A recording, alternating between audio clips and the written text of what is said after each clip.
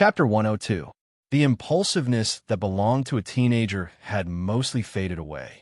Besides the fact that the Blood Moon Fire Berserker art might be able to help the Elder, Su Ming's decision to chase after the Elder was also because he had already considered and thought about it.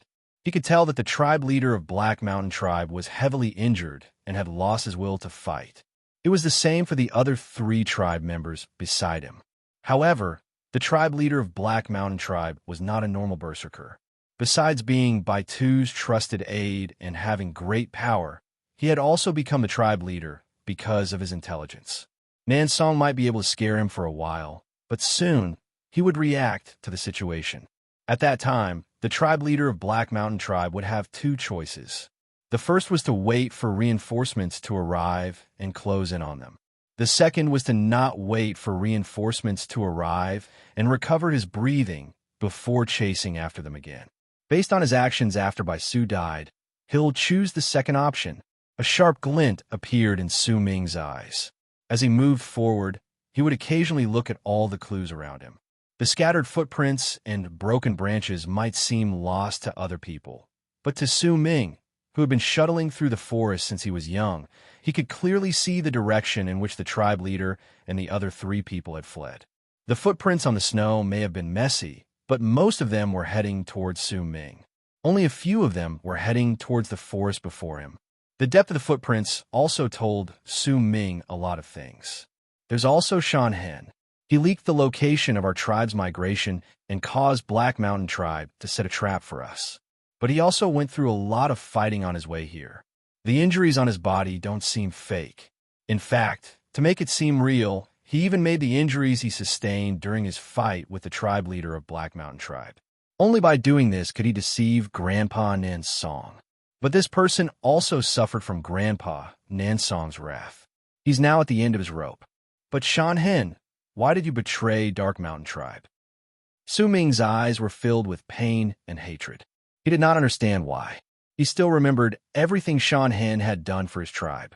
He had given his own food to the elders in the tribe. Because of one sentence from La Su, he went into the forest and took out a lot of wild beast teeth. When the children cheered happily, his face might have been cold, but the kindness in his eyes could not be hidden. Su Ming could not think of any reason why this sort of person would betray Dark Mountain Tribe and his people. Perhaps he's also feeling conflicted in his heart.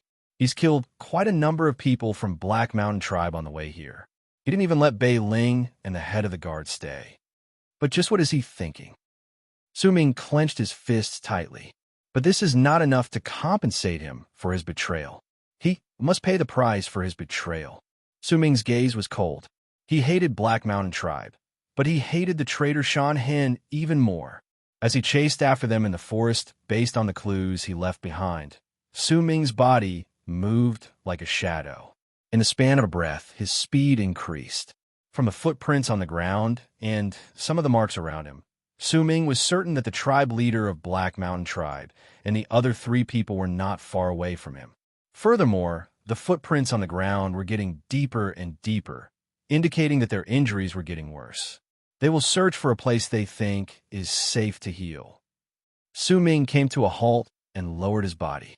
He stared at the snow that had melted after a drop of blood fell on the footprint on the snow. He pressed his finger against it, and a cold smile appeared on his lips. My blood hasn't frozen yet. It's just ahead. Su Ming stood up and was just about to give chase when he froze once again. There was grief on his silent face. He saw a tribe member who had chosen to stay not too far away from him. He did not want to delay the tribe's migration. That tribe member was already dead. He lay on the ground, curled up and stiff. Su Ming walked over with light steps and looked at the familiar face. The eyes on that face were open. They were not closed. If his body had not fallen, then before he died, he would have definitely been looking in the direction his tribe had left in and praying to the heavens to protect his tribe so that they could reach Wind Stream safely. This was the first dead tribe member Su Ming saw when he returned to the forest. He knew that this would not be the last. There were many tribe members who chose to stay on this path during the day of migration. They did not want their injured bodies to affect the tribe's speed. The tribe will be safe, Su Ming whispered softly. He looked at his tribe members' open eyes and lifted his right hand to cover them gently. The sorrow on his face had already been buried deep within his heart. He stood up swiftly, and with an even greater killing intent, he charged forward. He was so fast that it was difficult for the naked eye to see him. The tribe could only see a blood-red arc moving in a curved line as it charged forward.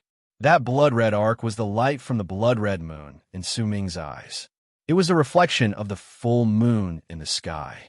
As he moved forward, wisps of moonlight descended and surrounded him, turning into circles of moonlight threads. As he charged forward, an innumerable amount of threads were drawn behind him, and it looked as if a moonlight cape had landed on Su Ming's body. Time passed by quickly. After the time it takes for half an incense stick to burn, the tribe leader of Black Mountain Tribe was sitting cross-legged on a snow-covered ground with a lot of dead trees, about 1,000 feet away from Su Ming. The 3 tribe members who followed him surrounded him with their eyes closed, quickly healing their wounds. They stopped just now. As the tribe leader of Black Mountain Tribe looked uncertain, he shouted at them to stop moving forward. Instead, he glared in the direction of Windstream Tribe with anger on his face. He came to a realization. Nansong was clearly just putting on a show. It was as if he had regained his strength just before death.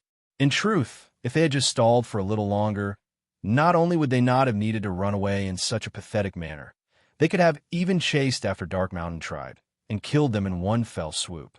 In his anger, he hated himself for his fear just now. However, he was still a cautious person. Even if he understood this, he still sat down cross-legged to heal his wounds. In his mind, Dark Mountain Tribe would only reach Windstream in the morning at the earliest. If the 4 of them chased after them at full speed, they would only need 2 hours to catch up to them. Moreover, he was extremely assured that the 4 of them would not encounter any danger in this place. In his life experience, the only thing that prey would ever do was to flee for their lives. He did not think that there would be anyone from Dark Mountain Tribe who would chase after them in this sort of situation. What the entire Dark Mountain Tribe cared about the most was migration. In less than the time it takes for half an incense stick to burn, a gust of cold wind blew past them. It blew up the snow on the ground and landed on the 4 of them. At the same time, a red light appeared in the forest not too far away from them. It was so fast that the 4 of them did not even have the time to wake up. Only the tribe leader of Black Mountain Tribe opened his eyes. He only saw the red light flash by, and a shrill scream of pain rang in his ears. Then he saw a tribe member's body sitting cross-legged beside him. He was now headless, and blood gushed out of his body like a fountain. A feeling that made the tribe leader's skin crawl and his hair stand on end instantly rose within him. His expression changed drastically, and he stood up swiftly. There was shock and disbelief in his eyes. The other 2 also stood up quickly with fear in their eyes as they looked around. "Who is it? Who is it? I see you. Come out." The 2 of them immediately roared. Their bodies trembled slightly. It was as if everything had happened too quickly. Before they could even open their eyes, they heard the shrill scream of pain. When they opened their eyes, they saw their tribe member coughing up blood from his headless neck. An indescribable fear spread through their bodies like a tidal wave. The source of this fear was not just the death of their tribe member, but also the fear of a mystery. They did not see anyone. It was dead silent all around them. There was not a single sound. The tribe leader of Black Mountain Tribe's face was pale. He looked around the dark forest around him, and gradually, his fear grew stronger. It was as if there was a terrifying beast hidden in the dark forest that was harvesting lives, and it was staring at them. "Retreat!" The tribe leader gritted his teeth. He did not dare to take any risks in the face of the unknown. Besides, the red light that disappeared the moment he saw it just now did not seem like a person. Instead, it seemed like some sort of red snake. The moment he gave the order, the other 2 tribe members quickly approached them. The 3 of them gradually retreated, and after a few steps, they immediately jumped up from the ground and quickly retreated. They did not notice that Su Ming was crouching in the forest. The shadow of the blood-red moon flashed in his eyes. In his hands was a bloody head with its eyes closed. Death isn't scary. What's scary is the fear before death. That's a form of torture. Most of our tribe members have experienced it on our way here. We've been tortured by that torture. Now, I'll let you have a taste of it." Su Ming's face was calm. Besides this thought, he also had another thought, which was to ensure the safety of his tribe members. As the three of them retreated, he disappeared from the spot. The tribe leader's heart raced against his chest. He was heavily injured. Even if he was at the 8th level of the blood solidification realm, he could only bring out most of his power. He could not reach his peak. The two tribe members beside him were also around the 6th level of the blood solidification realm. They could not protect him. It was especially so during the instant he saw the red light flash. The sense of danger he felt in his heart made him shudder. At that moment, he no longer had any thoughts of chasing after the people from Dark Mountain. Instead, he wanted to quickly retreat and meet up with the reinforcements from Black Mountain Tribe. As they ran, the faces of the two tribe members beside him were filled with terror. Their fear towards the mystery and the unknown made them lose all will to fight. They only wanted to run for their lives. Yet at that moment, a strange, piercing cry came from behind them. That strange cry had a shrill tone to it. It made all those who heard it, especially when they were in a state of panic and fear, feel their hearts tremble.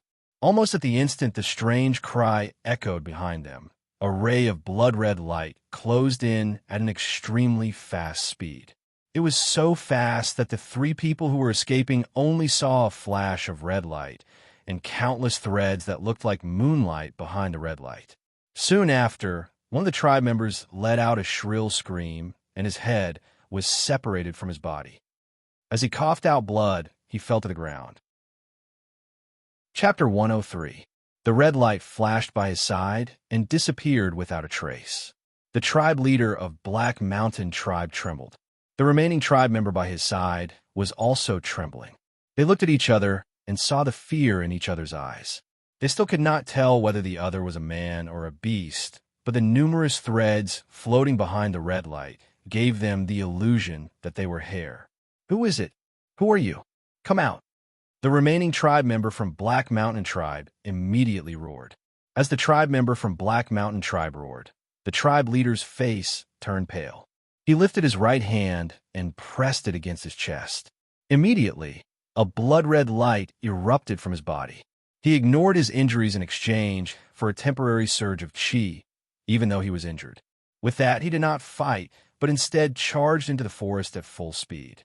In an instant, he disappeared into the darkness of the forest.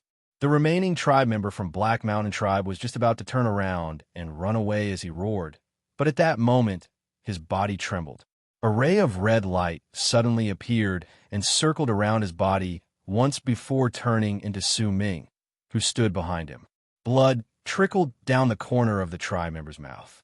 His entire body was in pain. There were threads of moonlight binding him and stabbing deep into his flesh. As they tightened, he could feel death looming over him. At that moment, he could hear breathing coming from behind him. He struggled, wanting to turn his head around to see just who the mysterious being that terrified him was. Yet he could not turn his head back. His body trembled and was torn to pieces. Su Ming panted harshly. Ever since the tribes started migrating, he had been fighting non-stop. The hidden injuries in his body had been repeatedly suppressed by him. If it was not because his body could slowly recover under the moonlight, he would have collapsed a long time ago. The moon was full that night.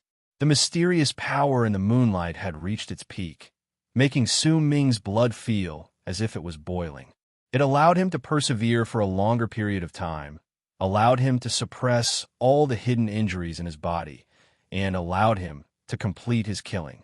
He held the three heads in his hands and looked at the forest in the distance as he walked forward calmly. "You're the only one left, tribe leader of Black Mountain Tribe. You have such a high status. I'll let you die a glorious death.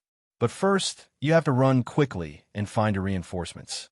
Su Ming licked his lips and charged forward in a flash, turning into a red arc that charged forward along with the countless threads of moonlight that had been dragged behind him. The tribe leader of Black Mountain Tribe was a man in his 40s. He had a high status in the tribe. Besides the elder and Baisu, he was the next person with the highest status in the tribe. He should have brought a large number of tribe members and ferociously harvested the lives of Dark Mountain tribe members. He should have enjoyed the women of Dark Mountain tribe right before the captives of Dark Mountain tribe. As they cried and struggled, he would drink, laugh madly, and ravage them. Then he would tear off the heads of the enraged Dark Mountain tribe members to give himself a crazed pleasure. This was his desire. It was the tribe leader's wish when he invaded Dark Mountain tribe member. He had Dark Mountain tribe member, that was his wish. And Mountain tribe member, and he, of the tribe member in Mountain. He tribe leader of Black tribe. But at this moment, he was in an extremely sorry state. His body was injured, covered in blood, and he had lost all will to fight.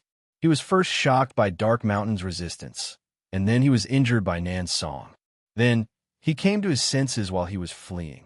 He was just about to heal his injuries and give chase when he encountered that nightmarish mystery.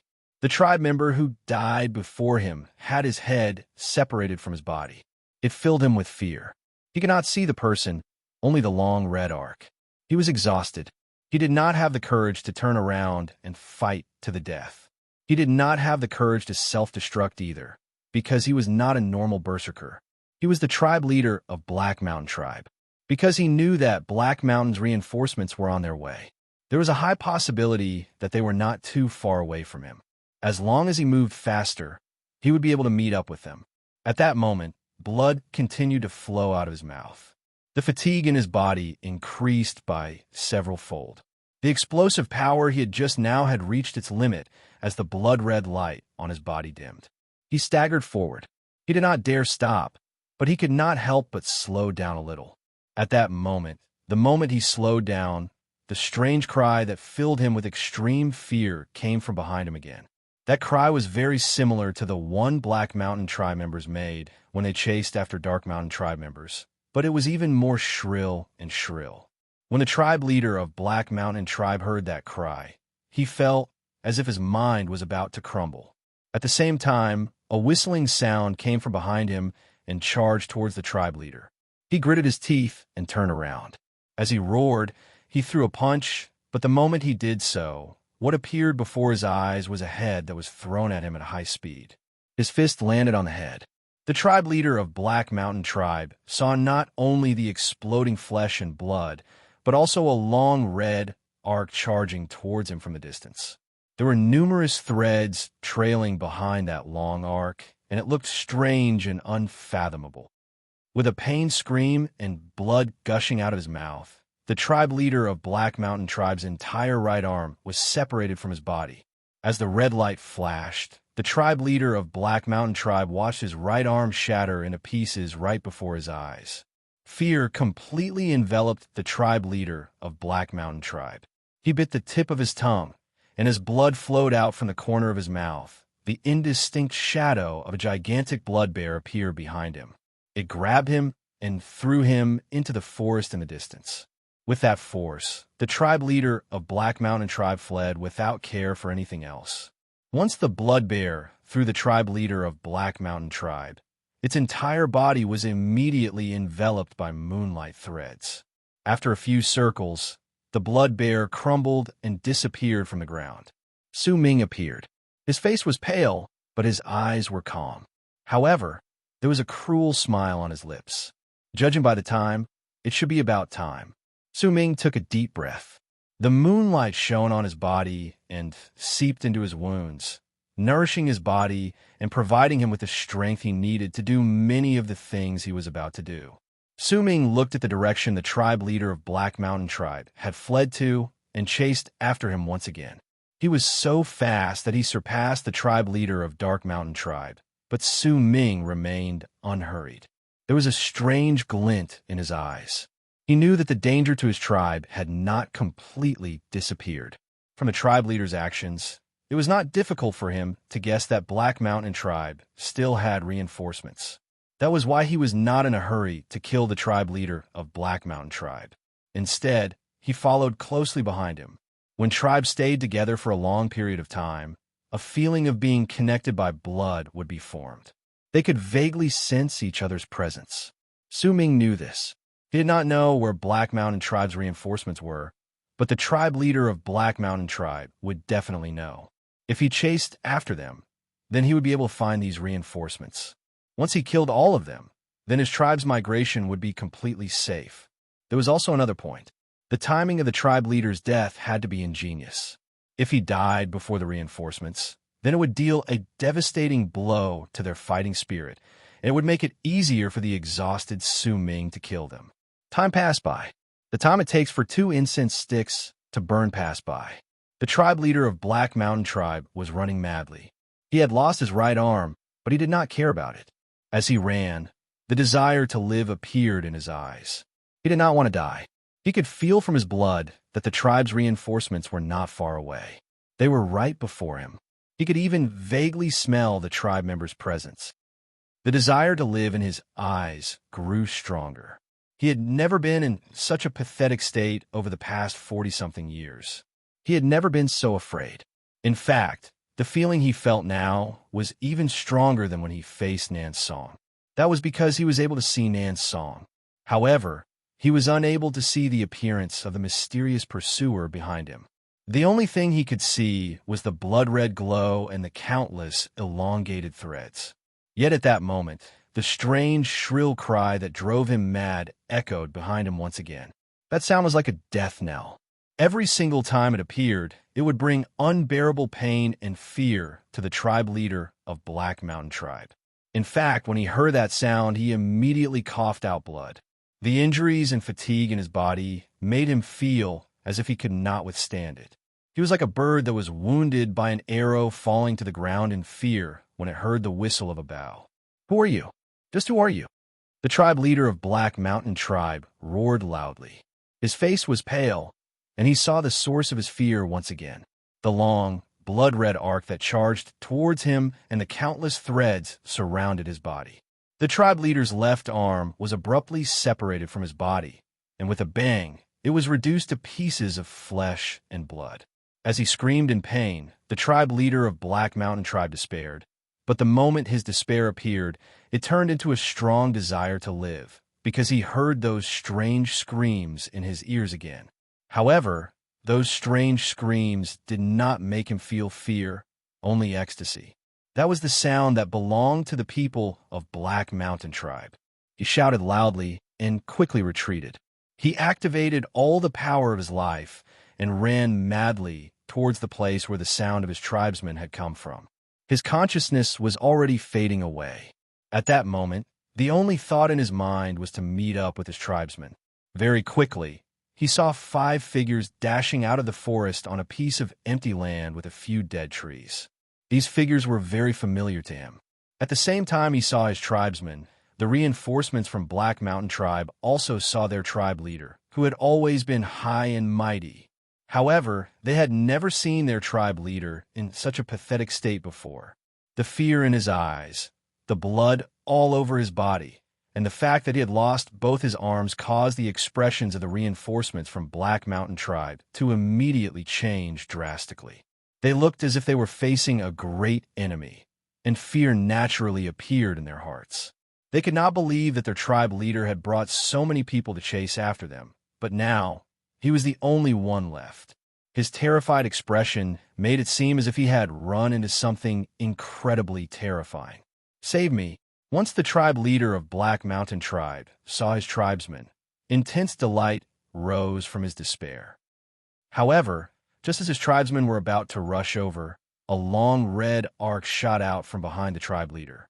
It was so quick that it closed in on him in the blink of an eye. Right before the eyes of the tribe members who rushed over, the tribe leader of Black Mountain Tribe screamed shrilly and filled with unwillingness to admit defeat. The red light surrounded the tribe leader of Black Mountain Tribe and swept past him. The tribe leader of Black Mountain Tribe's body was abruptly cut in half at the waist. As he continued charging forward, blood spilled everywhere. His body fell down, and his legs were still twitching. However, the eyes of the upper half of his body were filled with delight, despair, and a deathly stillness. Once those emotions fused together, they formed a terrifying sight that would send chills down the spines of all those who saw it. The reinforcements from Black Mountain Tribe were all shocked. There was panic on their faces, and their faces were pale. Their tribe leader had died right before their eyes. This was something they had never experienced in their lives, and it made their hearts tremble. Terror filled their bodies. They saw the red light that had killed their tribe leader flash and turn into a frail person. That person had a huge bow on his back and a long spear in his hands. The moonlight behind him turned into threads that fluttered behind him like a cape. As it fluttered, it spread out to an area of more than 100 feet. His presence was shocking. It was a teenager, or at least, he looked like a teenager.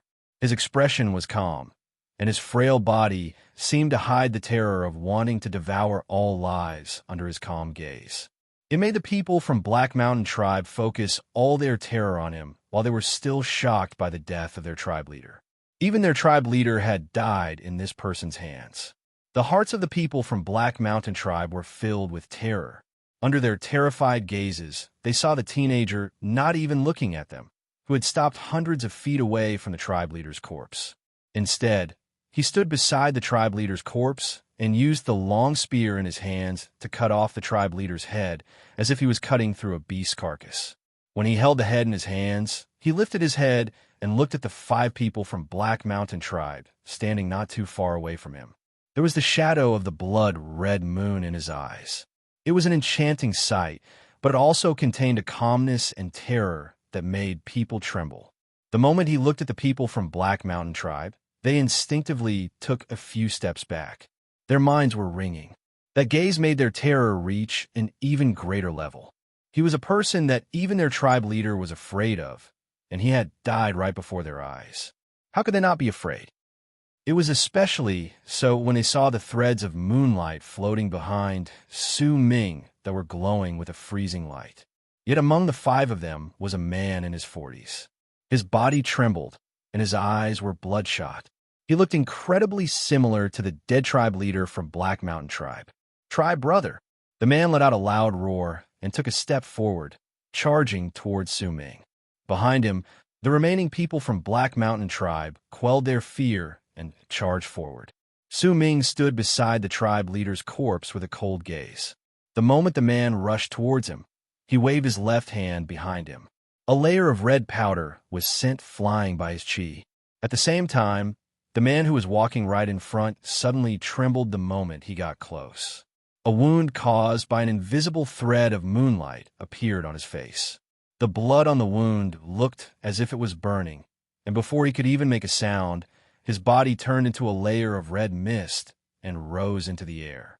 Fallen berserker. He's a fallen berserker. Cries of surprise rose in the air. The expressions of the 4 people from Black Mountain Tribe who were about to rush towards Su Ming changed once again. They immediately stopped, and their faces were filled with shock. The scene of their tribe leader's death appeared in their minds, and the fear on their tribe leader's face before he died made them feel as if their terror had reached its peak at that moment. Just as the 4 berserkers from Black Mountain Tribe retreated, Su Ming moved. The threads of moonlight floating behind him rushed forward under the full moon in the sky, and the 4 people from Black Mountain Tribe panicked and shocked. Chapter 104. He used the tribe leader of Black Mountain Tribe's footsteps as a guide to help him find the reinforcements from Black Mountain Tribe. Then, right before these people's eyes, he cruelly killed the tribe leader of Black Mountain Tribe and cut off his head. Su Ming had intentionally magnified his actions several times over, and with his bewitching body under the full moon, his advantage immediately reached its peak in an instant. Su Ming had to do this. He was exhausted. Even if he had the nourishment from the moon, he still had to kill Shan Hen. Su Ming hated this traitor who had escaped into the forest after being injured. Su Ming had no choice but to face the problem of how to complete all his goals with a limited amount of stamina. That was why he did all these things that were akin to psychological attacks. The death of the man who looked similar to the tribe leader of Black Mountain Tribe caused Su Ming's actions to be tainted with a mysterious air. With the terror that came with the word fallen berserker, it caused the 4 reinforcements from Black Mountain Tribe to lose their will to fight the moment Su Ming charged forward. They quickly retreated in shock, wanting to escape the place. In truth, Even if there was no man who looked similar to the tribe leader of Black Mountain Tribe, Su Ming would still use the same method to intimidate them and achieve his goal of psychological attacks. In the next few moments, the whistling sounds were mixed with the sounds of despair before death in the small gap in the forest. After a long while, as the place slowly returned to silence, Su Ming dragged his body and walked out of the gap. A few more wounds appeared on his body. One of them seemed to have cut into his bones. Under the moonlight, no more blood flowed out, but Su Ming's face was as pale as the snow on the ground. Behind him were 4 corpses. Their blood dyed the snow on the ground red. They had paid the price for Black Mountain Tribe's invasion. In truth, Black Mountain Tribe was already regretting their actions. They had underestimated Dark Mountain Tribe's resistance and overestimated the strength of their elder. They had already felt this regret when they were in the trap in the forest. However, they had already fought to this extent. Without the elder's orders, they did not dare retreat. They could only continue with their mistakes. Even so, there were still some injured members of Black Mountain Tribe who did not die. They were shocked by Dark Mountain Tribe's willingness to fight to the death. They did not continue chasing after them. Neither did they return to Black Mountain Tribe. Instead, they spread out and retreated into the forest. They tried to use their injuries as an excuse to not continue fighting. Dark Mountain Tribe's madness was engraved in their hearts. Su Ming ran through the forest. He panted harshly as he searched for Shan Hen based on the clues on the ground and the tracking skills he had learned since he was young. He wanted to find this person. On behalf of Nan Song, on behalf of Dark Mountain Tribe, on behalf of all the familiar faces who died in the trap, he wanted to ask Shan Hen why. The booming sounds in the sky continued. Su Ming knew that the elder was risking his life to hold back Black Mountain Sex by Tuesday. The battle between them was still ongoing. He would do everything he could to protect his tribe members' safety. Su Ming was silent, but the determination in his eyes did not diminish. As he moved forward, Su Ming chased after the clues Shan Hen had left behind. On the way, he saw corpses lying on the ground, and all of them belonged to his tribe members who had chosen to stay behind along the way.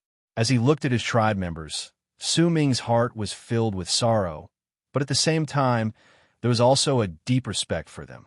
He walked past the tribe members' corpses and stopped in the forest in the distance. Before him was a big tree. There was a young man leaning against the tree. His hands were hanging by his side, and on his right hand was a sun made of bones. The sun was stained with brown blood, and some of the holes on the sun seemed to have been covered up. Su Ming went closer and looked at the dead Lu Di. His corpse was already stiff. His lifeless eyes were looking at the sky. No one knew what he was looking at before he died. Perhaps it was just like Dark Mountain Tribe's funeral song.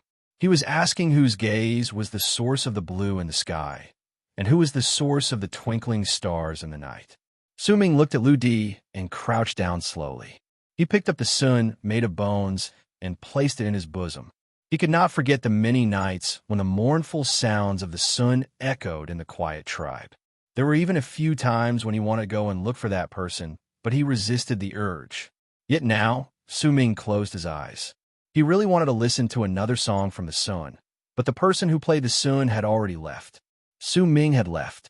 With his speed and the countless threads dancing behind him under the moonlight, Su Ming charged forward in the forest. He followed Shan Hen's footsteps and chased after him. Shan Hen's footsteps were messy on the ground. This meant that not only was Shan Hen heavily injured, his mind was also in a mess. That was why he had forgotten to cover up his tracks when he was running. Or perhaps he did not expect that there would be such a person who would pursue him relentlessly. Or else, with Shan Hen's status as the chief of the hunters in Dark Mountain Tribe, his familiarity with the forest would not be any less than Su Ming's. The chase continued as time passed by. It was already nighttime. The full moon hung in the sky, and its light made the starlight around them dim. Even the roaring fog in the sky could not hide the light. Su Ming walked to the ravine the elder had drawn to block the pursuers from Black Mountain Tribe. The screen of light was already broken and no longer existed. At that place, Su Ming saw Wu La. She was lying there quietly, as if she was smiling. Su Ming looked at Wu La and walked towards her softly. He looked at her pale and blurry face, and the words Wu La had said before she died echoed in his ears. "Are you Mo Su?" Su Ming stood beside Wu La's corpse for a long time before he lifted his feet and walked forward. He walked past the place and arrived at the place where he killed Bai Su. Bai Su's corpse was no longer there. It was clear that someone had taken it away. As he ran, Su Ming saw all the sights that made him feel as if he was reliving the devastation of the war between the tribes. It was deeply engraved in his heart until he arrived at the place where he shuddered. This place was still part of the forest. Before Su Ming, he saw torn pieces of flesh and blood on the ground. Only the white strands of hair on the ground revealed the familiar old people. This was the place the old people in the tribe chose to stay after they left the trap during the tribe's migration. These old people were no longer around. A desolate wind blew past the land, lifting up the snow on the ground and the scattered white strands of hair on the ground. They had asked for something that could make their flesh and blood explode from the elder. They used what was left of their lives to laugh and talk about the past when they were young. When the pursuers from Black Mountain Tribe caught up to them, they laughed fearlessly, and their laughter turned into banging sounds. Su Ming bowed deeply towards the bloody ground. These normal old people in the tribe were the same as the berserkers who died in battle. They were worthy of respect.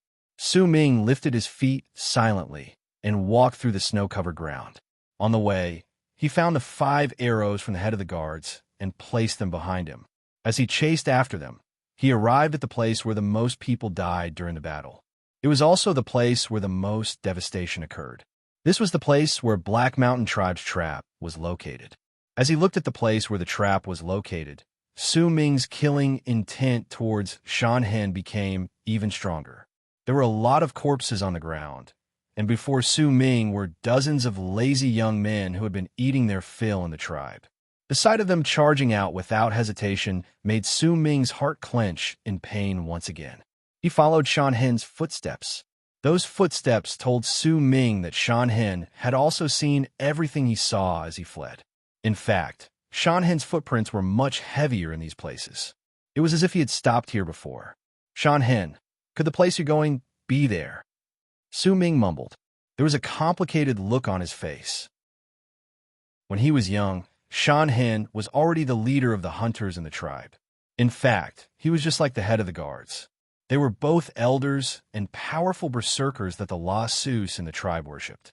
The two of them had different personalities. Even though the head of the guards was loved by the La Sus, Shan Hen's aloofness also made the La Sus feel protected even though they were afraid of him. Perhaps he had no choice but to be aloof. As the leader of the hunters, he had to protect Dark Mountain and provide them with enough food.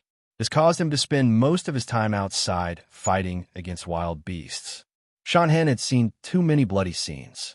He might have smiled, but that smile would only appear on the hidden Shan Hen's face when his tribe members cheered when they found out that they had enough food and no one had starved to death. Most of the tribe members could not see his smile. Why would a person like this betray his tribe? Su Ming walked past the place where the trap was located in silence. He no longer looked at the footprints on the ground. He had already guessed where Shan Hen was. After walking past the trap, Su Ming turned into a long red arc under the moonlight. Gradually, as time passed by, a vague outline of a place appeared before Su Ming in the dark. Laughter, happiness, and beauty once existed there. Every night, bonfires would light up the area. His tribe members would dance, and the La Sus would play at night.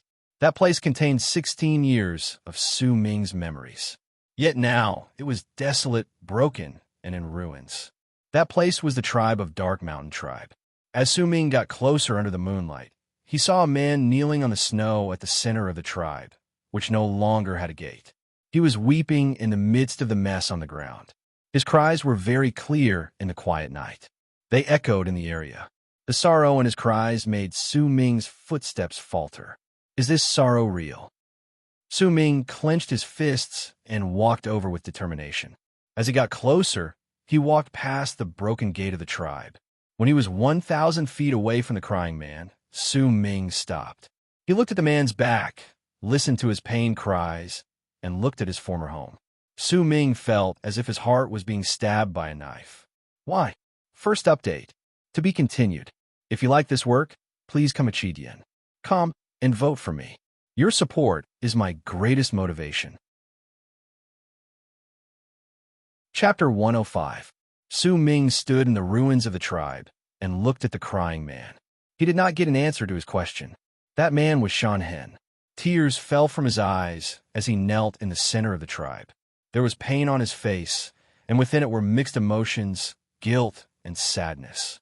Su Ming was silent. He did not attack, as if he was waiting for Shan Hen's answer. After a long while, when the cold wind continued blowing on the ground, causing the scattered items in the tribe to swirl in the air, Shan Hen stopped crying. He stood up slowly and turned his head around to look at Su Ming. His eyes were bloodshot, and they were filled with fatigue. That familiar gaze seemed to have turned into a stranger. That familiar person had also become a traitor of Dark Mountain. If it were not for him, the casualties in the tribe would not have been so devastating. You were the one who told Black Mountain Tribe our migration route.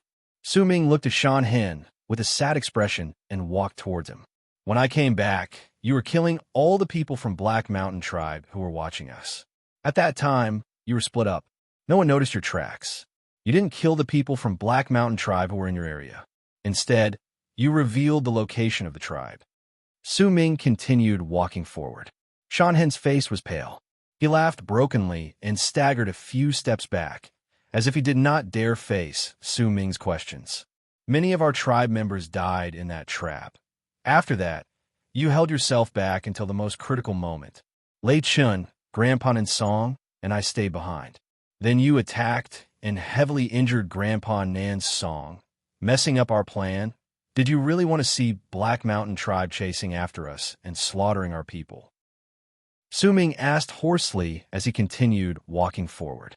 Shan Hen's face was filled with even more pain. He took a few more steps back. There are two things I don't understand. 1. Why did you betray the tribe? 2. You didn't let Bei Ling and his father stay behind. Was it because you weren't confident that these people could stop the tribe leader from Black Mountain Tribe after you injured Grandpa Nan's Song? Or was it because you found your conscience at that time? Su Ming moved and closed in on Shan Hen. Tell me why. Stop talking. Shan Hen's face was pale as he roared. The pain and sadness on his face exploded forth. He took a few steps back and glared at Su Ming. Stop talking. There's no why, no. As tears fell from Shan Hen's eyes, he lifted his right hand.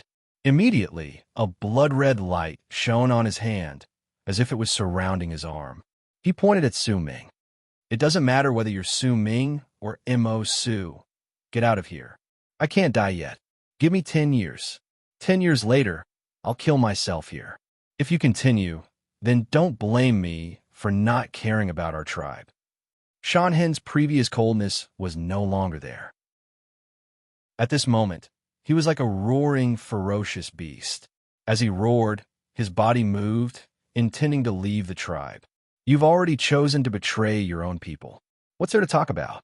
When you injured Grandpa Nan's Song, did you ever think about what would happen to them if we all died there and the soldiers caught up to our people?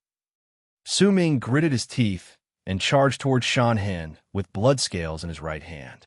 He gritted his teeth and charged towards Shan Hen with blood scales in his right hand. You've already betrayed your tribe.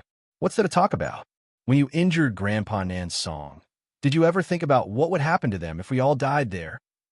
Shan Hen roared, and the moonlight in his right hand turned into a blood-red blade. It clashed against the long spear and turned into a force that spread outwards. Dark blood dust. Shan Hen took a few steps back. His face was pale as he coughed out blood. His blood immediately turned into a layer of blood mist in midair and charged towards Su Ming. His power was great, and the dark blood dust art was not something Su Ming could compare to. The moment the art was cast, it instantly covered an area of dozens of feet.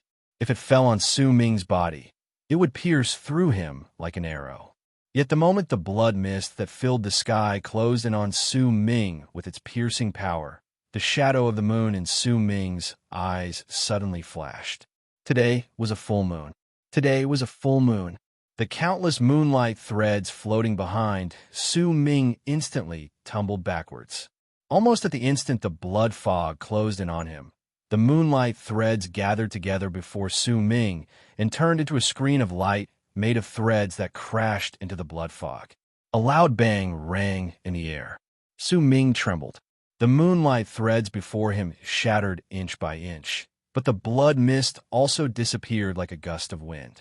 At the same time, blood trickled down the corner of Shan Hen's mouth. He retreated several dozens of feet before leaping up. He no longer wanted to continue fighting, but instead wanted to leave the place. There was no way Su Ming would let him leave. He chased after him, but the moment he got close, Shan Hen turned around. His eyes were filled with pain, but there was also killing intent. Su Ming, you forced me to do this. Shan Hen roared and lifted the blood blade in his hand. In an instant, a berserker mark in the shape of a blade appeared on his face. It was his berserker mark. The moment the berserker mark appeared, the air behind Shan Hen seemed to distort, and a red blade manifested abruptly. As the blade fell, the shadow of the red blade pierced through Shan Hen's body, and with a great amount of killing intent, it sliced down on Su Ming's head. That slash was breathtaking. It was Shan Hen's strongest attack as the chief of the hunters in Dark Mountain Tribe. There were many people and beasts who died under that slash. The large amount of moonlight that had descended by Su Ming's side instantly turned into threads that surrounded the blade, slashing towards him. But the instant they touched the shadow of the blade, they were all cut apart. Just as the blade was about to fall, flames appeared in Su Ming's eyes.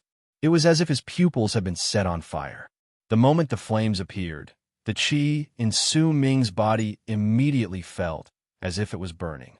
It was as if there was a ball of fire within his body that wanted to burn the sky and earth. On the night of the full moon, the intensity of the fire was greater than it had been on any other day. Su Ming did not roar. Instead, as his eyes burned, he lifted his right hand and pressed his palm against the blood-red blade that was coming towards his head. At that instant, flames erupted from his entire body. Once they enveloped his body, they turned into a gigantic person made of fire. That person made of fire sucked in a breath towards the full moon in the sky. At that moment, it was as if all the moonlight in the world was sucked towards him, causing the area around him to instantly darken. Fire, Su Ming said softly. As he was chasing after Shan Hen, he could already feel the fire within his body under the full moon. It was as if with just one thought, that fire would explode forth. As Su Ming pushed his palm forward with his right hand, the fire giant rammed its head into the incoming blood blade. As it rammed into the blade, its body no longer looked like a human, but had turned into a sea of fire that burned the blade. Booming sounds shook the sky and earth. The sea of fire and the blood blade crumbled at the same time. Disbelief appeared on Shan Hen's face, and he coughed out blood. He was already heavily injured to begin with, and now he could no longer withstand the attack. His body tumbled backwards, and he coughed out blood once again in midair before he staggered and retreated. Blood trickled out of the corners of Su Ming's mouth. When it fell on the snow on the ground, it immediately caused the snow to melt as if it was burning. When he saw that Shan Hen was about to escape, Su Ming took a step forward and swung blood scales forward. A whistling sound reverberated in the air. Blood scales turned into a gigantic blood-red eagle that landed on the ground before Shan Hen. It let out a loud bang and stirred up a wave of impact that caused Shan Hen's body to freeze. The moment he froze, Su Ming stomped on the ground. Immediately, a stone dagger left behind by his tribe members when they migrated bounced up from the snow beside him. He held in his hand and charged forward. In the blink of an eye, he closed in on Shan Hen and stabbed him with the blade. "I can't die." Shan Hen's face was ferocious. The moment Su Ming's blade came thrusting towards him, a faint red light shone on his right hand and turned into a red blade. Almost at the same time, the two of them stabbed each other's bodies. "Give me 10 years. I'll give you 10 years." Shan Hen panted harshly and roared in pain. "When I was young, you were an elder that I looked up to.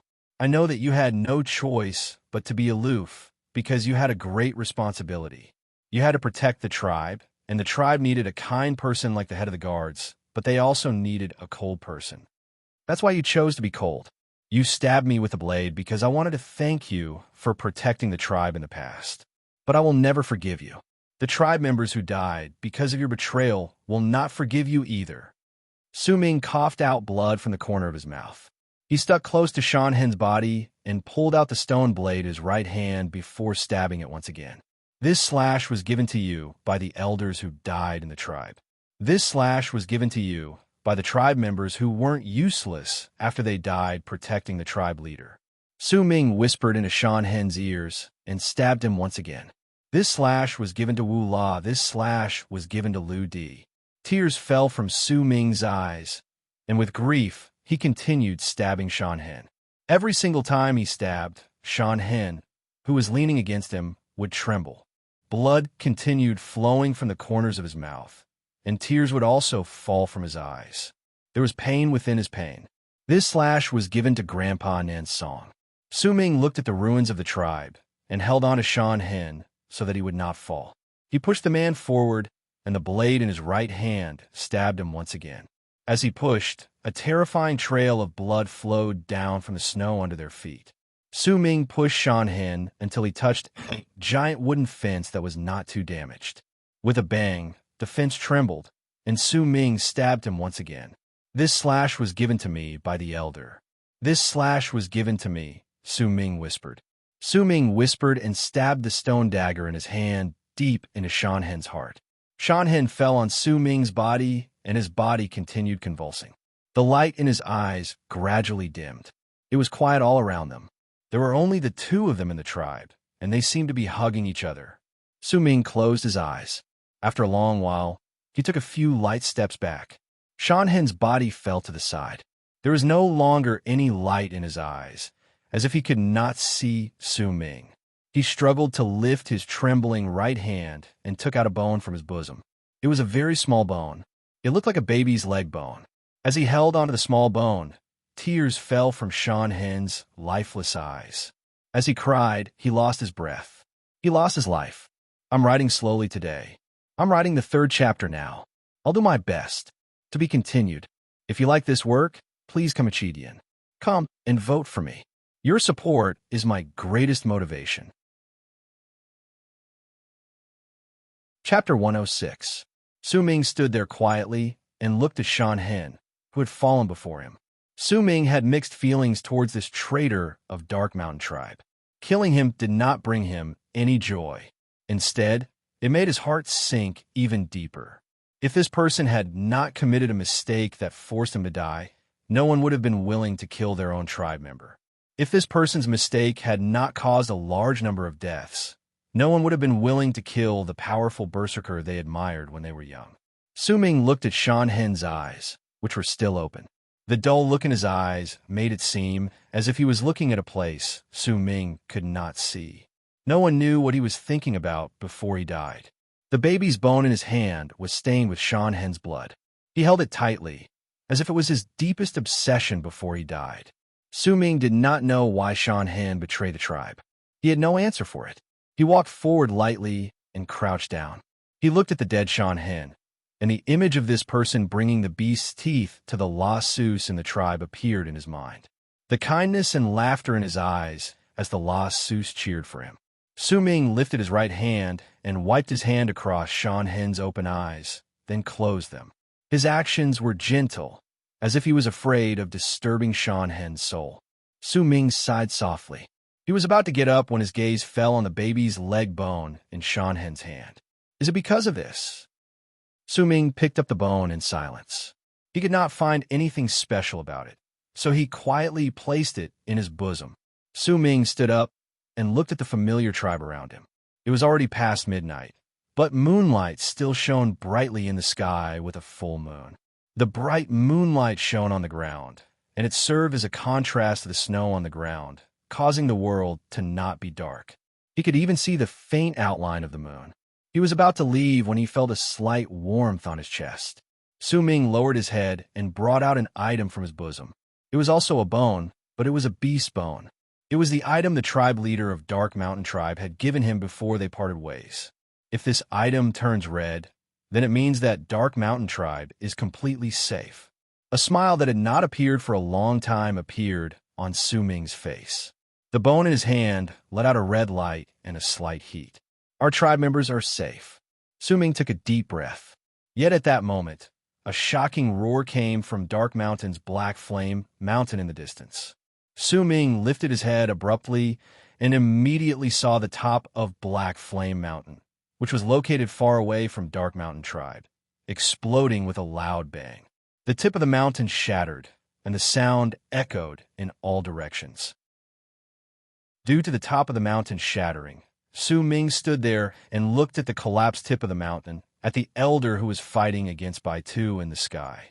The elder seemed to be retreating, and his figure seemed to be heavily injured. Behind the elder, the red mist tumbled, and the vague shadow of the wings of the moon appeared. There seemed to be a person standing on the wings of the moon.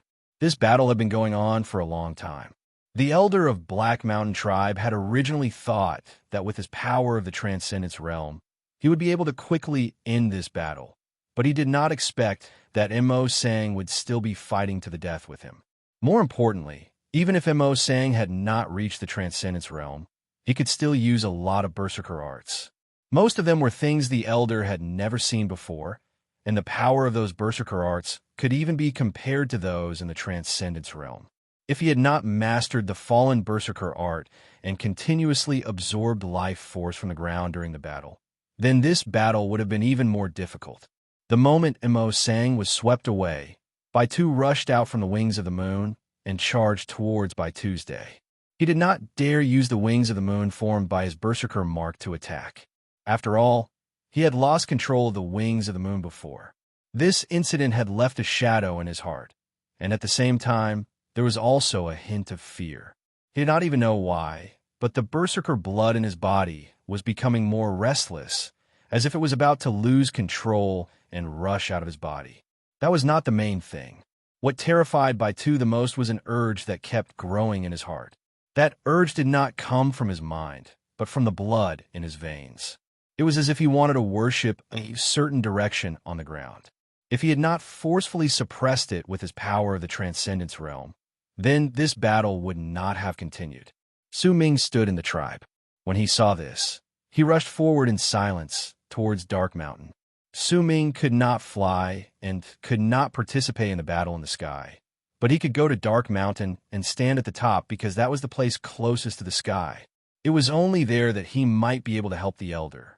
Su Ming's eyes shone with a strange light as he charged forward silently. The countless moonlight threads behind him looked like they were flying in the air. The tribe is safe now.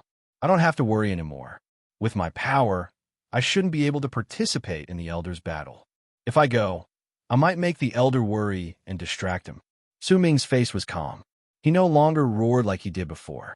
He may still be anxious, but he faced the situation calmly. If it wasn't because of the incident where I used my will to control the wings of the moon, I wouldn't have gone. But now I might really be able to help the elder. Su Ming turned into a long, blood-red arc and charged through the forest with the numerous moonlight threads. I'll go to the place closest to the sky, which is also the place closest to the full moon. I'll perform the burning of blood. The red arc charged through the forest at an incredible speed. This thought did not just appear in Su Ming's mind. When he first saw the red mist wings of the moon on Baitu's back and the Berserker mark of the wings of the moon at the center of Baitu's brows, the thought had been there. Once he used his will to control the wings of the moon, the thought was no longer vague, but clear. There are a lot of wings of the moon in all 5 summits of Dark Mountain. When I performed the burning of blood in Dark Mountain, I could feel the wings of the moon stirring restlessly. If I'm not mistaken, then if I perform the burning of blood in Dark Mountain under the full moon, I'll be able to make the wings of the moon even more restless and indirectly affect Baitu of Black Mountain, who has clearly practiced the Fire Berserker art. Su Ming had learned not to be impulsive during the past few days of devastation in the tribe. He had learned to be calm and silent. He did not choose Black Flame Mountain, but instead ran towards Dark Dragon Mountain. The long, red arc flashed through the forest and traveled a long distance. At first glance, it looked like a red ribbon swaying continuously. As time passed by, the long, red arc passed through the forest and approached Dark Dragon Mountain, which was one of the 5 summits of Dark Mountain, based on the familiar path. Su Ming could not remember how many times he had climbed up the mountain. He could almost remember every single spot on the mountain. The moment he got closer, he saw the long, red arc rise up abruptly. With a few leaps, he climbed up the mountain and did not stop. In the blink of an eye, he rushed towards the top of the mountain. Su Ming used his full speed. Since he was climbing the back of the mountain, Bai Tu and Mo Sang, who were fighting in the sky, did not notice Su Ming's actions on Dark Dragon Mountain, which was not too far away. The two of them were also in a highly concentrated battle, so they could not divert their attention to their surroundings. However, Bai Tu did not know why, but he suddenly felt a chill down his spine. The berserker blood in his body suddenly went out of control. It was as if his blood was boiling in his body. It shocked him, and he quickly retreated. He once again used some of his strength to forcefully suppress it. His expression changed, and fear appeared on his face. Just what is going on? Bai Tu was shocked, but he did not have time to think about it. Mo Sang took the chance to close in on him and started fighting against him once again. He was already at the end of his rope and was exhausted. However, he had already fought to this extent. He could not leave just because he wanted to, especially since Windstream's Jing and still did not show up. This made Mo Sang feel uneasy and threatened. At that moment, Su Ming was running on Dark Dragon Mountain towards the top of the mountain. When he passed by the cracks on the mountain, he could once again feel the restlessness of the wings of the moon in the depths of the cracks. My guess should be right. A glint appeared in Su Ming's eyes. He continued climbing. Before long, when he stood at the top of Dark Dragon Mountain, the mountain wind howled, lifting his hair and causing his torn beast skin robes to flutter. Yet he stood there with his back straight and looked at the sky. He looked at the red mist that filled the sky beside Black Flame Mountain and the two figures that were flickering rapidly as they separated and merged together. There were rumbling sounds and the dark python's roars. There was also pressure descending on him. It was the change in the area caused by the Elder and by two casting their berserker arts. Su Ming took a deep breath and sat down cross-legged. He lifted his head and looked at the moon in the sky. The moon was round, and its light was very bright. When Su Ming saw it, it made his blood feel as if it was about to burn. "Elder, I'll be with you." The shadow of the blood-red moon appeared clearly in Su Ming's eyes. As the blood in his body boiled, the heat spread through his entire body. At that moment, he lifted his right hand, bit the tip of his finger, and pressed it against his left eye. The fourth burning of his blood. The instant the blood on his finger touched his left pupil, Dark Dragon Mountain immediately shuddered. And the moment it did so, all 5 summits in Dark Mountain started trembling as well. At the same time, all the wings of the moon and the 5 peaks of Dark Mountain were roaring excitedly. They wanted to rush out of the blood-colored tree they were on. Their claws clawed at the tree in a frenzy. Their eyes were red and filled with disbelief and excitement as they screamed. They wanted to rush out and worship their king. At that moment, Bai Tu, who was fighting against Mo Sang in the red mist in the sky, suddenly shuddered and quickly retreated. Shock and panic appeared on his face. The berserker blood in his body was incredibly difficult to control, and it kept ramming against his body. His heart was also filled with a strong urge, causing him to involuntarily kneel down and worship the direction of Dark Dragon Mountain, which he could vaguely sense from afar. How could this be? Bai Tu's hair was a mess. Blood trickled down the corner of his mouth. He forcefully stopped the urge that terrified him. At the same time, he saw the frail figure sitting cross-legged on Dark Dragon Mountain. "I don't have the strength to write anymore. If you have tickets, please give them to me. To be continued. If you like this work, please come Chidian. Come and vote for me. Your support is my greatest motivation."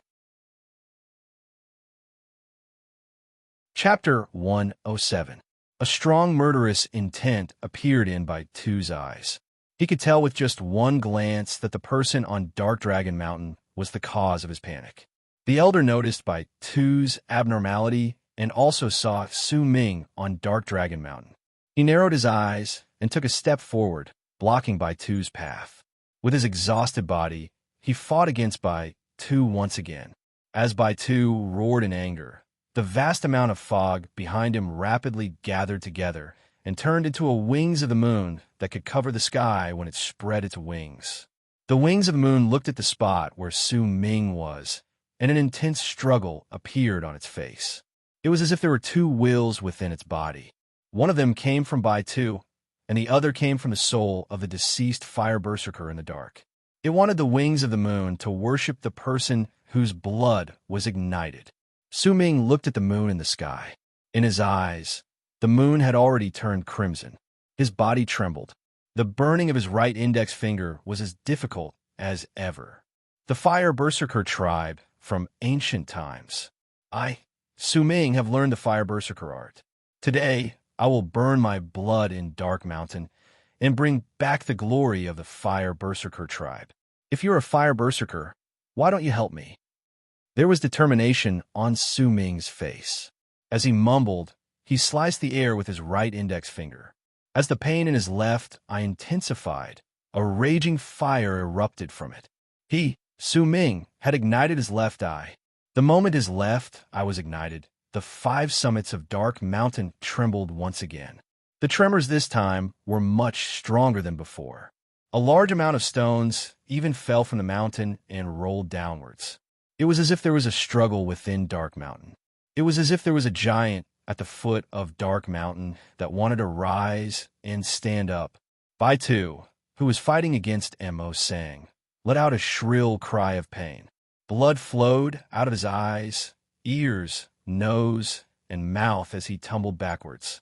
His eyes were bloodshot, and the vague shadow of the moon seemed to appear in his pupils. He looked incredibly wretched at that moment.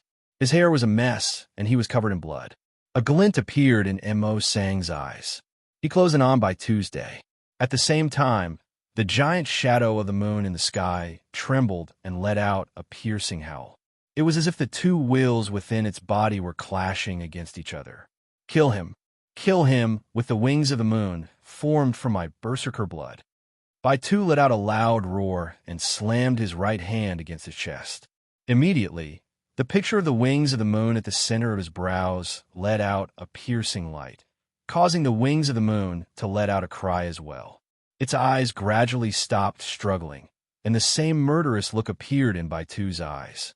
With one flap of its wings, it charged towards Su Ming, who was standing on Dark Dragon Mountain. Soon after, as Bai Tu retreated, he stretched out his arms. Immediately, wisps of white smoke rose from the ground and charged into his body. It was as if the injuries in his body were rapidly recovering. He took a step forward and engaged Mo Sang in battle. Rumbles echoed in the air. Mo Sang's face was pale, but he gritted his teeth and resisted. The gigantic wings of the moon in the sky in the distance traveled at an incredible speed. It was like a vast cloud of mist, bringing with it a murderous aura as it closed in on Dark Dragon Mountain. Its roars turned into a violent gust of wind, as if it wanted to uproot Dark Dragon Mountain. Yet the moment it closed in, Su Ming suddenly stood up. The shadow of the blood-red moon shone in his eyes as he looked at the approaching gigantic wings of the moon. "Stand down." Su Ming's words were calm. He moved his right hand's fingers away from his left eye and placed them on his right pupil. He looked coldly at the wings of the moon that were as big as a mountain. Su Ming's body was frail. Compared to the gigantic wings of the moon, he was insignificant. Yet when he spoke coldly, the gigantic body of the wings of the moon trembled and stopped 100 feet away from Su Ming. The murderous aura in its eyes turned into struggle and pain. This scene caused a look of disbelief to appear on Mo Sang's face. It also caused Bai Tu's body to tremble violently. It was as if he was the wings of the moon at that moment. He felt an indescribable force of deterrence rising from the thin figure on Dark Dragon Mountain. As Bai Tu's body trembled, he punched away Mo Sang, bit the tip of his tongue, and the moment he coughed out blood, he pressed his right hand against the center of his brows. With a roar, he tore off the piece of flesh with the picture of the wings of the moon at the center of his brows. Once it was enveloped by the blood he coughed out, it started burning and emitted a large amount of red mist. At the same time, the wings of the moon 100 feet away from Su Ming started burning rapidly and turned into a sea of fire. Within the sea of fire, there was no longer any struggle in its eyes. Instead, it charged towards Su Ming. It could close the distance of 100 feet in an instant. By the looks of it, it wanted to devour Su Ming. Su Ming's expression remained calm. Almost the moment the wings of the moon pounced on him, he swiped his right index finger across his right eye. The weather changed, the wind and clouds tumbled backwards, and Dark Dragon Mountain trembled beneath his feet. Rumbling sounds rose from the ground. It was the fourth burning of his blood. However, this time, the number of blood veins in Su Ming's body did not increase. Instead, as Dark Dragon Mountain trembled furiously under his feet, the moon in the sky not only turned red in Su Ming's eyes, it also turned red in everyone's eyes. It was the night of the blood moon. The moment the blood moon appeared, the Black Mountain tribe members who were hiding in the endless forest around Dark Mountain and did not want to fight immediately let out cries of shock and terror when they saw the blood moon. Blood moon. Why is there a blood moon here? Didn't the blood moon just appear a few days ago? How? How can there be a blood moon again? It was not just the Black Mountain tribe members in the forest. Cries of terror and despair echoed within Black Mountain tribe as well. The tribe members who stayed behind quickly hid while trembling. The Dark Mountain tribe members who were migrating outside Windstream tribe were surrounded by dozens of berserkers who belonged to Windstream tribe. With Yi Wang and Chun Chong as their leaders, they had received the tribe leaders' orders to help Dark Mountain. When they saw the blood moon in the sky, their expressions changed. The people from Dark Dragon tribe also saw the blood moon. They burst into an uproar filled with fear. The moment Baitu saw the blood moon in midair above Dark Mountain, he was stunned for a moment, but joy immediately appeared in his eyes. He was not afraid of the blood moon. He moved and charged towards Mo Sang, causing Mo Sang to retreat. Blood flowed out from the corner of his mouth and dripped down, turning into droplets that splashed everywhere. Baitu used some unknown berserker art to land on Mo Sang's body, causing the elder to tumble backwards. Baitu was about to chase after Mo Sang, but at that moment, a furious voice came from Dark Dragon Mountain like thunder. Baitu. Dark Dragon Mountain trembled violently. A large amount of rocks fell from the mountain, creating a loud rumbling sound.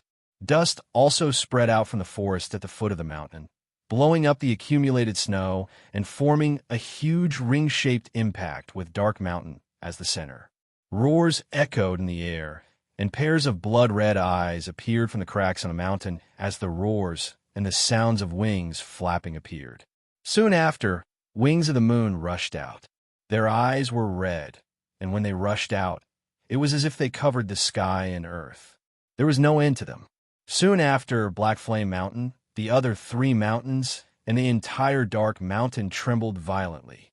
The wings of the moon within the mountain tore through the red tree branches that covered them and rushed out. This scene was like the end of the world. It was the appearance of the blood moon that appeared once every few years.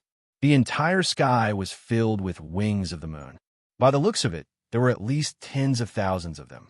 They circled around Su Ming, covering his entire body. Their roars shook the sky and earth. There was excitement in their eyes. As their voices echoed in the air, their roars sounded like they were worshipping Su Ming. They surrounded him as if he was their king. Baitu's heart trembled. He lifted his head abruptly. When he saw the scene before him, his expression changed. There was a shock that he had never felt before. He looked at the countless wings of the moon that covered the sky and earth. He even forgot to breathe. It was as if thunder had crashed into his head. He was completely dumbfounded. He could feel the strong presence of the Fire Berserker art within Su Ming's body. It was the authentic Fire Berserker art. The difference between it and the Fire Berserker art that he obtained with the help of an outsider was like heaven and earth. This is... The sound of him gulping came from his throat, and he could not mutter out a complete sentence. The indistinct shadow of the moon in his eyes was far too different from Su Ming's. The killing intent in the eyes of the giant wings of the moon closing in on Su Ming had completely disappeared. It was replaced by passion and excitement as it circled Dark Dragon Mountain under Su Ming's feet. Su Ming's eyes flashed. There was no surprise on his face. His ears were filled with excited roars. All he could see were the flashing shadows of the wings of the moon. When he lifted his hand, one of the wings of the moon immediately flew towards him and landed on his palm. It looked as if it was kneeling on his palm. The passion in its eyes was clear. At that moment, he had a strange feeling that he could control the wings of the moon and make them fight for him. He could feel the excitement of the wings of the moon.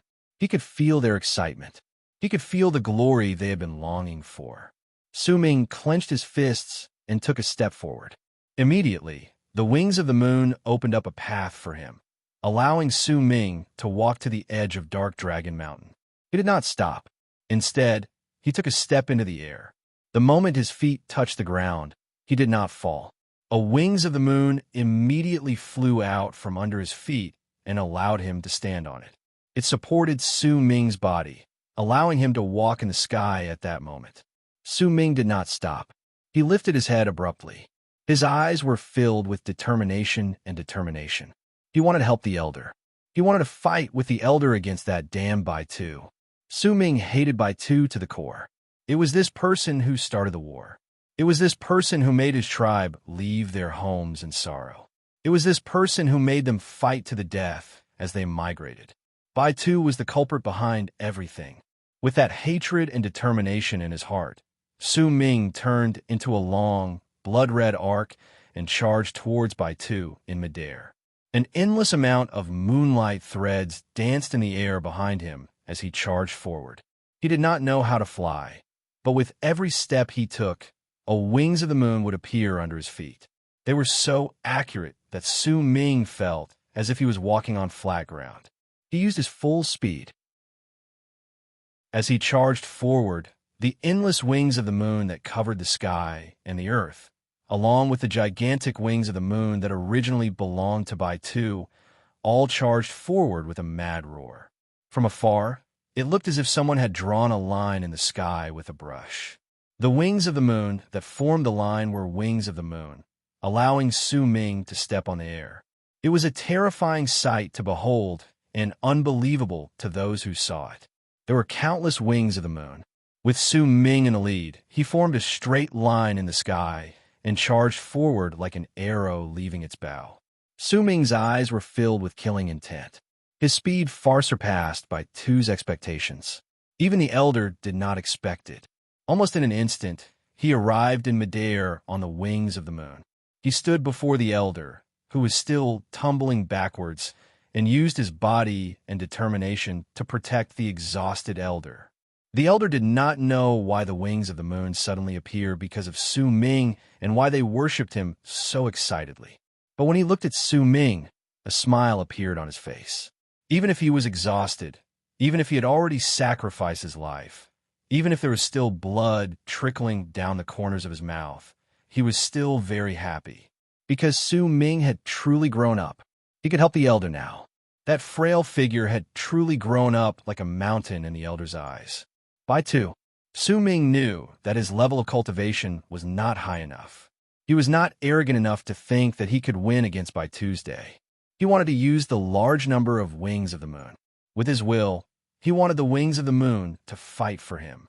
This was the thought that had appeared in his head, the one that had turned from a blur to a clear one. Almost the moment he shouted Baitu's name, Su Ming, who was standing before the elder to protect him with his body, held blood scales in his right hand. The 243 blood veins on his body instantly merged into one, and he threw the spear towards Baitu with all his might. Blood scales let out a shocking howl. All the power of Su Ming's chi was gathered together and fused into blood scales, causing the spear to tear through the sky like a red bolt of lightning towards Baitu's day. At the same time, Su Ming's will overrode all the wings of the moon, causing them to let out piercing screeches and rush out madly. The instant the wings of the moon that covered the sky and earth rushed out, it was as if they drew a picture in the sky that was difficult to describe with words. In that picture, the wings of the moon charged forward together with a long spear towards Bai Tuesday. Even the gigantic wings of the moon that originally belonged to Bai Tu also charged forward with a roar. With the long spear as the tip, the countless wings of the moon formed the shape of an arrow in the sky. In an instant, they closed in on the shocked Bai Tu as if they wanted to destroy him. He had obtained the power of transcendence from the wings of the moon, and now the wings of the moon were coming to take it back. It was a fate that he could not escape from. Bai Tu's face was pale. As he retreated quickly, the feeling of worshipping the wings of the moon around Su Ming's body became stronger. In his pain, he lifted his right hand and stabbed his chest with one finger. Black mist spread out and surrounded his entire body. Only then did the feeling disappear slightly. It was clear that the price for doing so was that he staggered. His expression became even more dull, and madness appeared in his eyes. Facing the countless wings of the moon and blood scales that covered the sky and earth, he roared towards the sky. As he roared, a dark light suddenly flew out from his mouth. In front of him, it suddenly turned into a black cauldron that was the size of a person. There were countless pained human faces carved on the surface of the cauldron. Some were wailing, some were ferocious, some were crying, and some were angry, soundless roars. The entire cauldron let out a chilling presence. The moment it appeared, it was as if the area around them had frozen. Pay attention to that cauldron. You used it once before. That thing contains a strange power. If I hadn't sacrificed my life with 7 needles, I wouldn't have been able to fight against it. But he can't use his full power. Once he uses it, he immediately becomes weak. The elder's expression changed, and he immediately spoke. Die, all of you. Bai Tu's face was ferocious. He coughed out a mouthful of blood, and it landed on the cauldron. The cauldron immediately let out a dark light and expanded rapidly. As it expanded, Bai Tu's body immediately withered. It was as if his flesh and life were being sucked away by the pained faces on the cauldron. In an instant, the cauldron grew to be about 100 feet tall. The ancient presence it exuded became much thicker. As the dark light flashed on the cauldron, the large amount of human faces carved on the cauldron seemed to have come to life as they swarmed out of the cauldron. Once the human faces appeared, their pained cries echoed in the air. At the same time, Su Ming's blood scales and the large amount of wings of the moon closed in on them. Both sides were in swarms. At that moment, it was as if 2 black clouds had crashed into each other, creating a strong tremor and roar. As the roar echoed in the air, the human faces burst like bubbles and were torn apart by the wings of the moon. Even so, a single wings of the moon was not very strong. Usually, the moment they tore apart the human faces, they would turn into a ball of red mist and disappear into the air. However, once the human faces were torn apart, they no longer looked like they were in pain. Instead, they looked like they had been freed. It was as if they did not appear to fight, but to seek death, to find the source of their pain. Some of these people once belonged to Black Mountain Tribe, and some belonged to Dark Dragon Tribe and Dark Mountain Tribe. They were the people who had gone missing or died over the years. There were also some who Bai Tu had obtained from somewhere and fused into the fallen berserker vessel to become something like vengeful spirits. Booming sounds reverberated in the air as if it wanted to destroy everything in the area. Blood scales contained all of Su Ming's strength. Once the wings of the moon pounced on him and tore apart the pained faces in front of him, it pierced through the group of faces like a hot knife through butter and stabbed into the giant cauldron. The moment it stabbed into the cauldron, blood scales trembled. Starting from the tip of the spear, it started shattering inch by inch. Once the cracks spread through the entire spear, blood scales turned into countless shards that fell onto the cauldron once again. The cauldron trembled furiously. Su Ming's strike should not have been able to cause any damage to it, But when blood scales shattered as the price, the strongest power it had in its life erupted forth. With a loud bang, the cauldron trembled, and a fine crack appeared on it. At the same time, the countless wings of the moon roared and rammed into the cauldron madly, causing the crack on the cauldron to become bigger. All of this might have seemed to have happened over a long period of time, but in truth, it only took the span of a few breaths.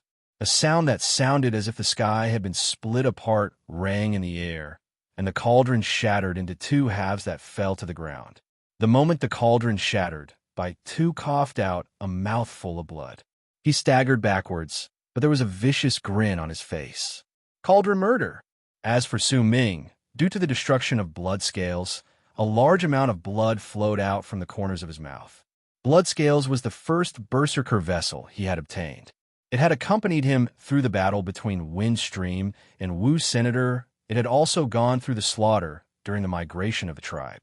Now, when it was destroyed, Su Ming was not only injured physically, he was also reluctant to part with it. However, that reluctance was quelled by Su Ming. A strong sense of danger swiftly descended upon him. A large amount of black smoke seeped out of the shattered cauldron that had been split in half when it fell to the ground. It gathered together and turned into a gigantic human face. As it roared, it charged toward the sky as it fell to the ground. The face was about 100 feet tall. When it opened its mouth, it looked as if it could swallow several Su Ming's whole. The elder's expression changed as he stood behind Su Ming. He rushed forward, intending to push Su Ming away and stop the big face with his life. However, Su Ming had already taken a step forward and was still standing before the elder. He opened his arms. Immediately, the wings of the moon charged towards Su Ming with bloodshot eyes. In an instant, they closed in on Su Ming and gathered on his body, covering him in layers. The gigantic wings of the moon that originally belonged to Baitu also followed. In the blink of an eye, just as the face was about to devour him, Su Ming's body was surrounded by a large number of wings of the moon. They turned into an even larger wings of the moon in the air. It looked like one, but in truth, it was formed by countless wings of the moon. Fire! A shocking sound came from the gigantic wings of the moon. That sound belonged to Su Ming, but it also belonged to the countless wings of the moon. As the sound appeared, a powerful presence erupted from the gigantic wings of the moon. That presence did not belong to Su Ming, but to the countless wings of the moon that had gathered together. Su Ming's body was like the heart of the wings of the moon. His mind was equivalent to the wings of the moon's will. He could control the gigantic body of the wings of the moon. As the sound of fire came from his mouth, a large amount of moonlight descended on the wings of the moon and turned into a silver sea of fire. With the wings of the moon as the center, the fire spread out in all directions. As the silver sea of fire spread out, the gigantic human face that wanted to devour Su Ming immediately showed pain and was enveloped by the sea of fire. As it screamed in pain, it was burned to ashes 100 feet away from the gigantic wings of the moon that surrounded Su Ming. Almost at the same time the human face was burned, the gigantic wings of the moon within Su Ming's body flew towards Baitu, who was standing in the distance, surrounded by the silver sea of fire. Baitu's face was pale, and his eyes were wide open. Even now, he still could not believe what he saw. However, he was still a powerful berserker in the Transcendence realm and had a lot of battle experience. He quickly retreated, already treating Su Ming as a great enemy that he had to take even more seriously than Mo sang. Verdant berserker chains. Baitu lifted his right hand and pointed towards the sky. Immediately, a crack appeared on the bloody spot at the center of his brows. It was the same as when Nan Song cast this art. However, on Baitu's body, the crack extended from his face all the way to his abdomen. It was as if his entire body had been torn apart by someone. A thick green aura surged out from the crack on his body and surrounded Baitu, turning into chains made of green mist. To be continued. If you like this work, please come and vote for me. Your support is my greatest motivation. Chapter 108. The misty chains circled around by Two's body. As they circled around him, they turned into ripples that spread out in midair. An incredibly powerful presence spread out. Verdant Berserker chains, the strongest Berserker art in Black Mountain Tribe. It was also the same as the execution of 3 evils in Dark Mountain Tribe, but its power was more stable. When a Berserker in the Transcendence realm casts this art, its power will be even greater. Mo Sang's face was pale as he quickly spoke solemnly. The elder knew clearly that casting this art was equivalent to sacrificing one's life. Even he had not been able to force by Two to cast this art when he fought against him. This was something the elder understood.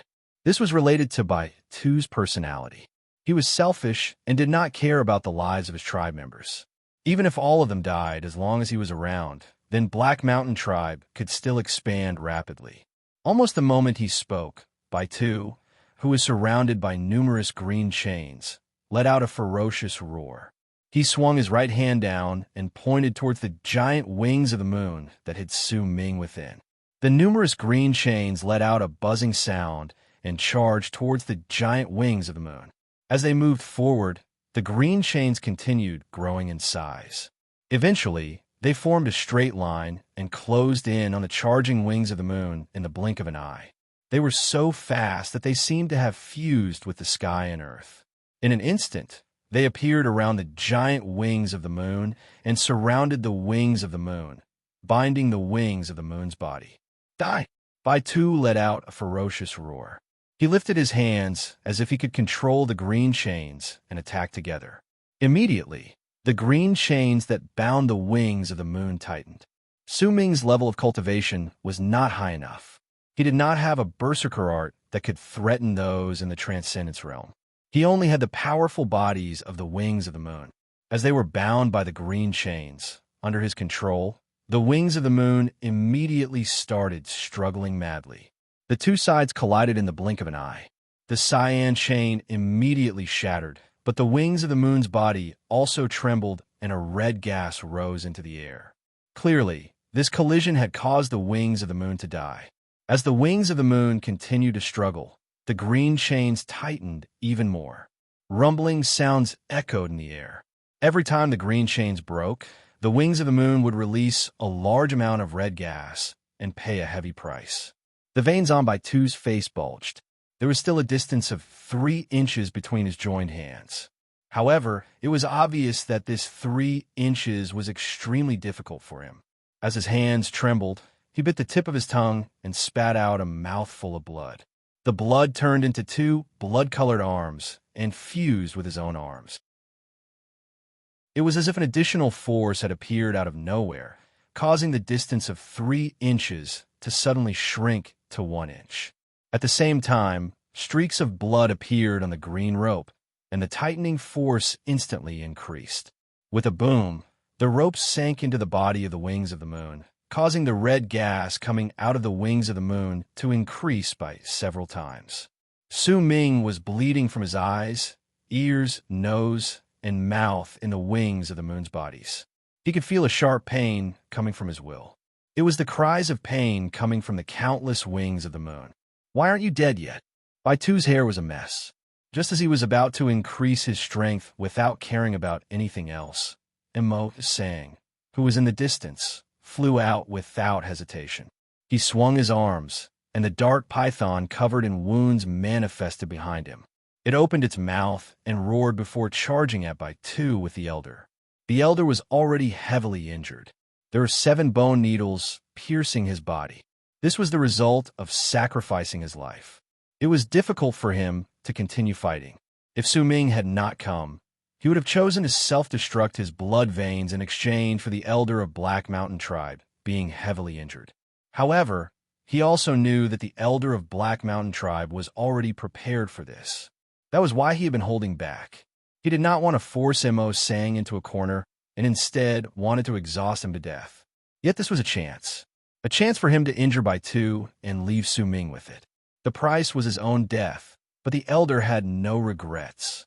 The moment he rushed out, Su Ming could clearly feel a tragic air coming from the elder's body. His eyes turned red. Even if he had learned how to remain silent, he still became anxious. His anxiety was due to his will fusing with the wings of the moon that had gathered together. That was why the wings of the moon were also anxious. The moment the elder rushed towards Baitu, the wings of the moon that were being tightly bound by the verdant chains suddenly spread out, revealing Su Ming standing on one of the wings of the moon. As the wings of the moon spread out, the verdant chains charged towards Su Ming. Yet at that moment, the spreading wings of the moon coughed out blood. Some of them even exploded and turned into a large amount of blood. The moment the verdant chains around them closed in on Su Ming, the wings of the moon gathered together once again with Su Ming as the center. However, this time, the wings of the moon did not gather together in the shape of the wings of the moon.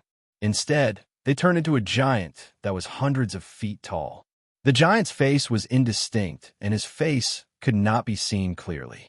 However, there was a totem of fire at the center of his brows. The verdant chains also seemed to have grown into the giant's body when the giant appeared. They were tightly bound to the giant's body. The moment the giant appeared, the heavens and the earth rumbled. The 5 peaks of dark mountain trembled, and even the earth itself trembled. In the forest, on a withered tree, there was a small monkey covered in red fur. It was clinging tightly to the branch as it raised its head to look at the sky. Its face was filled with anxiety and fear, and it kept howling, but did not dare to go up. As the giant appeared in the sky, the light from the full moon became several times stronger. The red light from the moon scattered on the ground, and it seemed to turn the ground into a blood-colored yellow springs. The much stronger moonlight gathered on the giant's body and instantly turned into a silver sea of fire. The sea of fire spread out, and it looked as if a gigantic beast of fire had formed behind the giant. At that moment, the giant opened his eyes, and the shadow of the blood moon could be seen within them. He took a huge step towards Baitu's day. His strides were huge, and he closed in on Baitu before the elder. He threw a punch, and the silver sea of fire behind him swept towards Baitu along with a fist. Baitu did not retreat. Instead, he let out a low growl with a ferocious look on his face. Verdant berserk, chains, explosion. The moment his words left his mouth, the giant trembled and muffled rumbling sounds came from within his body. The verdant chains in his body exploded and turned into wisps of green mist that crawled out. By the looks of it, they wanted to turn into the verdant chains to bind the giant once again. The explosion of the verdant chains caused the giant's body to tremble. A large amount of red mist rose into the air, and the giant's body shrank rapidly. Yet under the giant's determined gaze, the giant threw a punch towards Baitu without any hesitation, ignoring the damage to his body. Baitu's expression changed, and he quickly retreated. He placed his hands before him and cast some unknown berserker art. At that instant, his hands seemed to have turned into dead wood that blocked the giant's path. With a loud bang, the giant with Su Ming's body landed a punch on the barrier of dead wood formed by Baitu's hands. As the sound spread out, Baitu's body trembled violently, and he coughed out blood. His arms exploded, turning into flesh and blood that scattered all over the place, and his body tumbled backwards. A glint appeared in the giant's eyes. His body also seemed to be unable to maintain the injuries caused by the verdant chains shattering, but he continued moving forward. Just as he was about to give chase, Baitu let out a piercing screech as blood flowed out of his eyes, nose, ears, and mouth. Soon after, the large amount of green threads that were about to turn into chains around the giant immediately gave up on forming. Instead, they charged towards Baitu at a speed that surpassed Su Ming's. The green threads seeped into various parts of Baitu's body, and right before Su Ming and the elder's eyes, Baitu's body started recovering at a shocking speed. In an instant, his arms reappeared. His face was flushed red, as if he had completely recovered to the peak of his condition. The verdant berserker chains is the same as sacrificing his life. He's using his life force to heal himself, but he can only cast it once. He won't be able to cast the verdant chains for the time being. The elder said immediately. Almost at the same time the elder spoke, A glint appeared in Baitu's eyes. His face may have returned to normal, but there was a hint of dullness in his eyes. However, his anger had reached its peak. He was in the transcendence realm, but he was forced to sacrifice his life to recover. This was something he could not accept. He did not even look at the elder, Mo sang. Instead, he glared at the giant where Su Ming was. If you can force me to do this, then you should be satisfied even after you die. This battle is over. You and your elder will definitely die today. Mo sang, when I fought against you just now, I only used a small portion of the fallen berserker art. Now, I'll let you witness just what the fallen berserker art of a powerful berserker in the transcendence realm looks like. Baitu was very wary of Su Ming. Unless absolutely necessary, he did not want to fully cast the fallen berserker art. This art was also very damaging to him, and he could only cast it when he was not injured in the slightest, or else even he would not be able to bear the consequences. The giant, where Su Ming was, lifted its feet and was about to close in when Baitu spread his arms wide and knelt down in midair towards the north. There was a fanatical look on his face as he roared towards the sky. All fallen berserkers in the world, please obey our promise and descend upon the world. The moment his words left his mouth, the blood-red moon in the sky also seemed to have darkened. All the stars in the sky also seemed to have darkened in an instant. An indescribable presence gathered together from the sky and earth. It was silent, but Su Ming's heart raced against his chest. At that moment, his body felt as if it had been frozen by the aura that gathered together. Mo Sang's face was pale. Blood trickled down the corner of his mouth. It was as if he could not withstand the pressure brought by the presence gathering together. Who dares disturb my slumber? Who summoned my berserker soul? A voice that echoed in Su Ming and the elders' hearts suddenly appeared. There was an ancient tone to that voice, and it exuded a ghastly air that could make all those who heard it feel fear. To be continued. If you like this work, please come to Chidian. Come and vote for me. Your support is my greatest motivation. Chapter 109. The sky and earth froze. Even the wind froze in midair. The land was filled with dead silence. Baitu trembled as he knelt on the ground, worshipping the sky in the north. Your servant, Baitu, is calling for you. I prepared enough life force. With these two people as sacrifices, I'll ask the fallen god of berserkers in the north to descend. Almost at the same time that Baitu spoke, the invisible aura in front of him suddenly condensed into a blurry silhouette. It was a person whose face could not be seen clearly.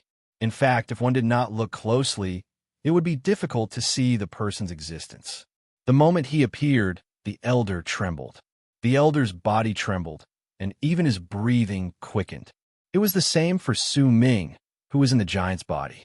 He could not move his body. He could feel a power that far surpassed Baitu's from the semi-transparent person. He still had scattering blood with him. Scattering blood was a double-edged sword.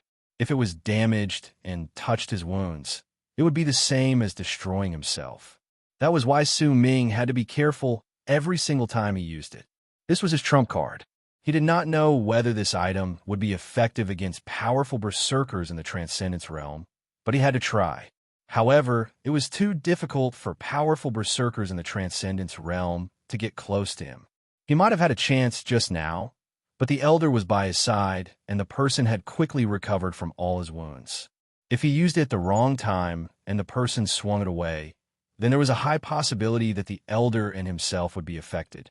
The semi-transparent person in the distance stood before the kneeling Baitu's. He lifted his right hand and tapped Baitu's forehead.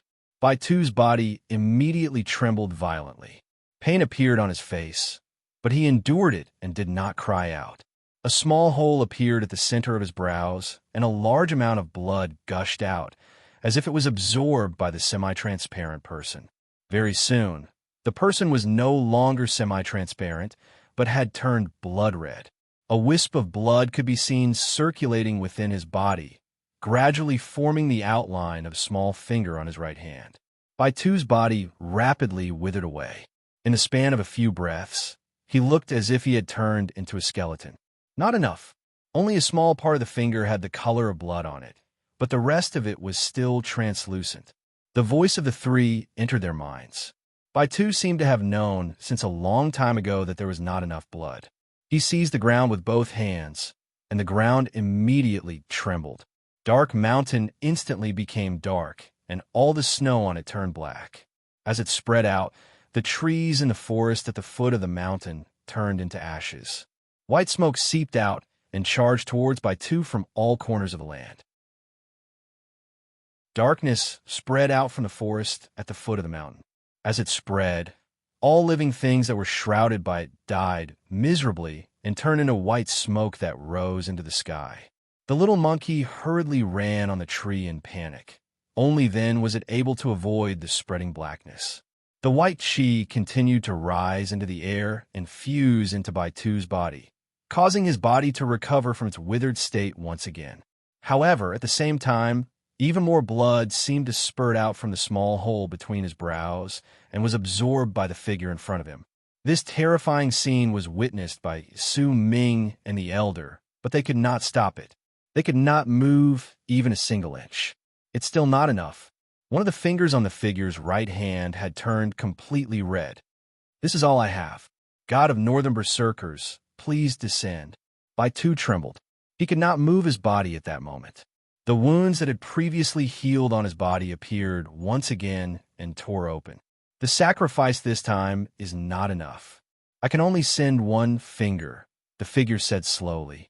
He lifted the only finger that was dyed red and pointed towards the sky. Immediately, the weather in the sky changed, and a large amount of black clouds gathered together. Once they covered most of the sky, a shocking thunderclap rumbled in the air. At the same time, a black bolt of lightning descended from the black clouds with a loud whistle. That black bolt of lightning exuded an evil and ghastly air. When it descended, it seemed to symbolize death. The moment it descended, the black stone fragment on Su Ming's chest, which had not changed for a long time, suddenly let out a warm current and fused into Su Ming's body. Cracking sounds rang in the air, and Su Ming immediately discovered that he could move his body. He did not have time to think. The moment the bolt of lightning closed in on him, he took a step forward.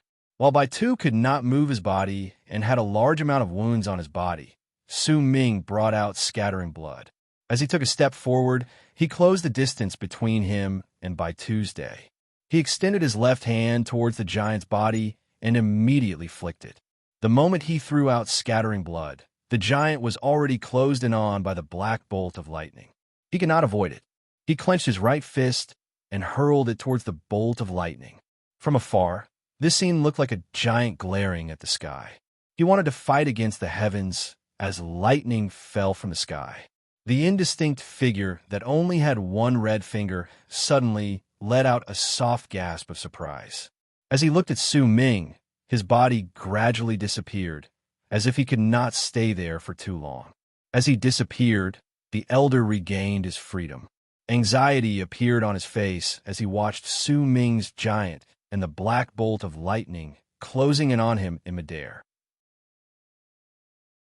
At that moment, scattering blood was also closing in on Baitu at an incredibly fast speed. Baitu did not know what that thing was. With a cold sneer, he lifted his right hand and swung it.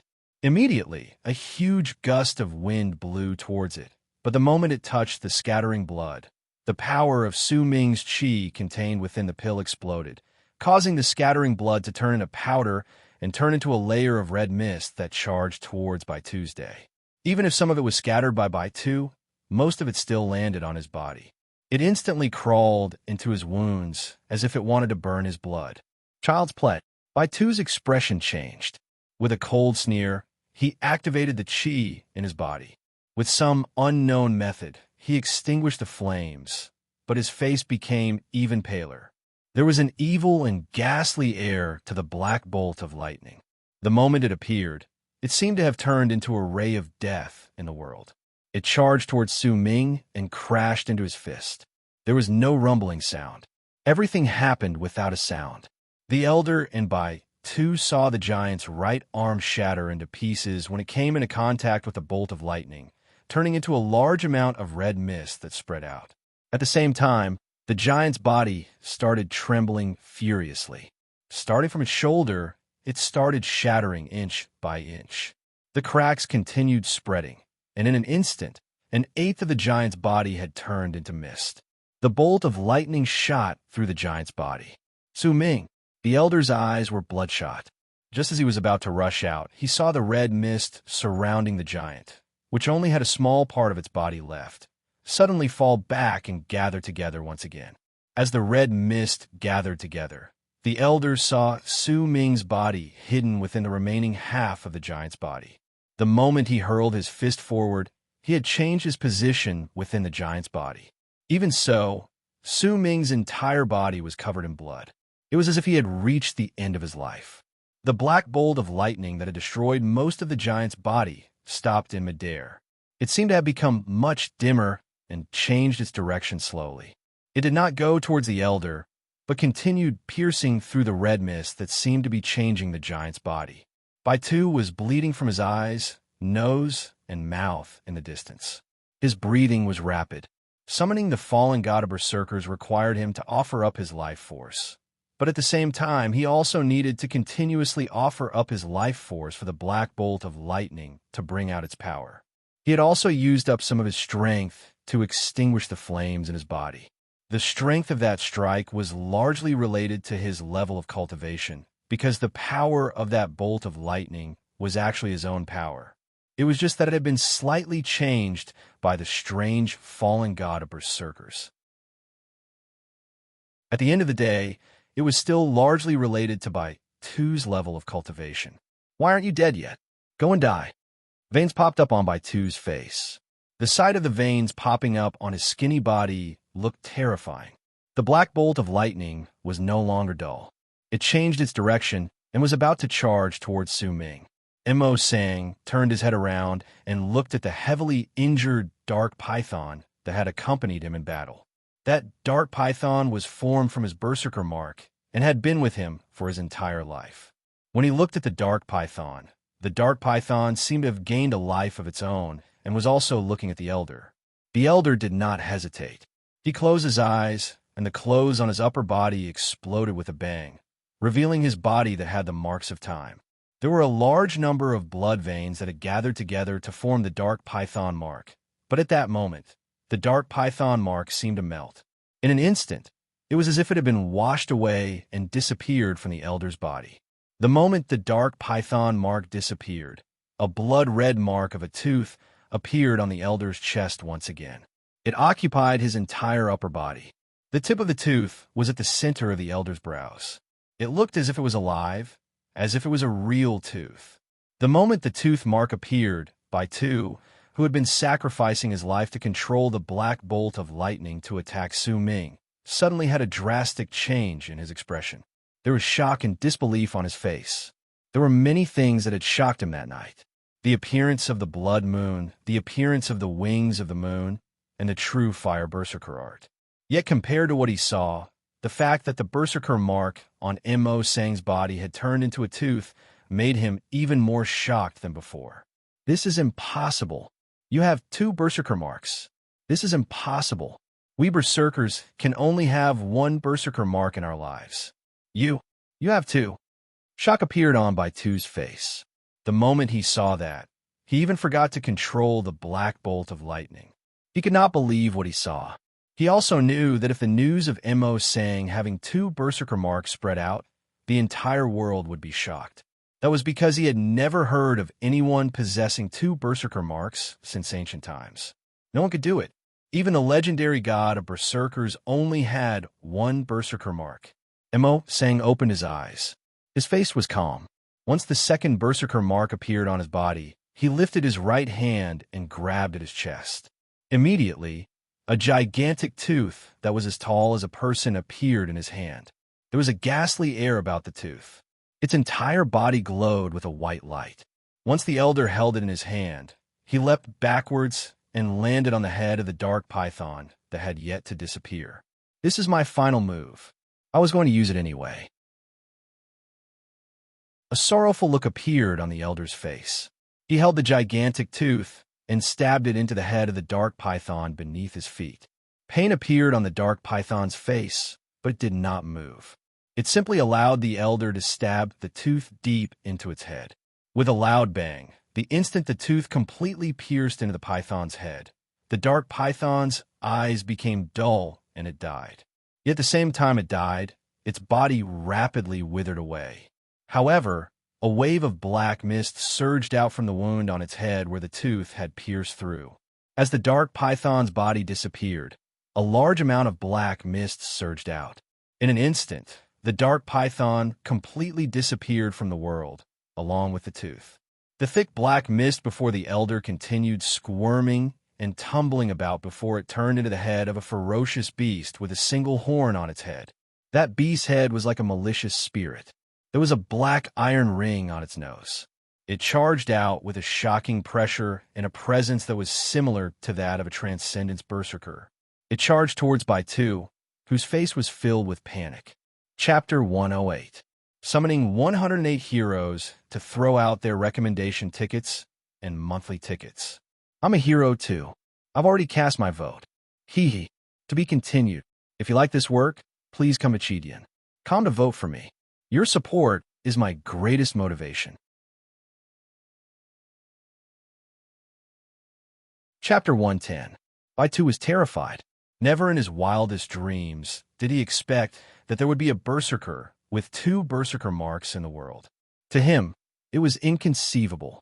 And Mo Sang, who was once a prodigy in the land, was also incredibly mysterious. It was especially so when Mo Sang's second berserker mark appeared and killed the dark python formed by his first berserker mark. It turned into the head of a beast with 1 horn that looked like a terrifying ghost. The presence of a berserker in the transcendence realm exuded from it, made by 2 suck and sharp breath. His skin crawled. He immediately lifted his hands and pointed at the black bolt of lightning that was originally charging toward Su Ming. The black bolt of lightning instantly changed its direction and charged towards the head of the beast that was surrounded by black fog. The elder stood in midair with his eyes closed. He did not move. The gigantic head of the beast before him roared. Black fog filled the air, causing the sky and earth to turn dark. This was his final move, and it was also one of his deepest secrets. The head of the beast, which was surrounded by black fog like wisps of smoke, roared and charged towards Baitu, towards the black bolt of lightning that came to protect Baitu's day. The bolt of lightning let out a thunderous roar and closed in on the head of the beast in an instant. The 2 of them crashed into each other in midair. Booming sounds reverberated in the air. The head of the beast that was surrounded by black fog roared as well. A large amount of the black fog dissipated. The black bolt of lightning stopped at the center of the beast's brows, unable to pierce through it. As the head of the beast roared, it continued closing in, causing the bolt of lightning to retreat as if it had met with a great resistance. Baitu's face was pale. His eyes were bloodshot. This was the most dangerous moment he had ever felt in his life. He watched as the black bolt of lightning continued retreating until the head of the beast was less than 1,000 feet away from him. Baitu lifted his hands abruptly and tapped the center of his brows with 1 finger and his chest with the other. His originally withered body once again looked as if it was offering up his flesh and life. His hair was originally black, but at that moment it instantly turned white. The skin on his face also became dry and cracked. His body looked as if he was about to fall. It's just a presence that's close to transcendence. It's not the true transcendence realm. Baitu let out a low growl. As his body changed, the black lightning seemed to have been replenished. It suddenly erupted with a monstrous black light and became several times larger. With a bang, it pierced the space between the eyebrows of the incoming beast head. In the distance, the elder's body trembled, and blood trickled down the corner of his mouth. A similar wound appeared on the center of his brows, and it looked exactly the same as the one on the beast head. The head of the beast roared, and a strange light shone in its eyes. It did not care about the black lightning piercing through it and instead charged forward. Booming sounds came from its head, and as the black smoke swiftly dissipated, more black lightning pierced through it. However, the head of the beast did not seem to know pain. As it charged forward, it managed to close the distance between it and by 200 to 300 feet. At this moment, half of the black lightning had entered the forehead of the beast head, causing arcs of black lightning to appear on the beast head, as if it could be destroyed at any moment. However, the lightning also became dimmer. It was as if the life force that gave it its power was no longer enough. Black blood flowed down the corner of Baitu's mouth. He lifted his right hand and tapped his right eye.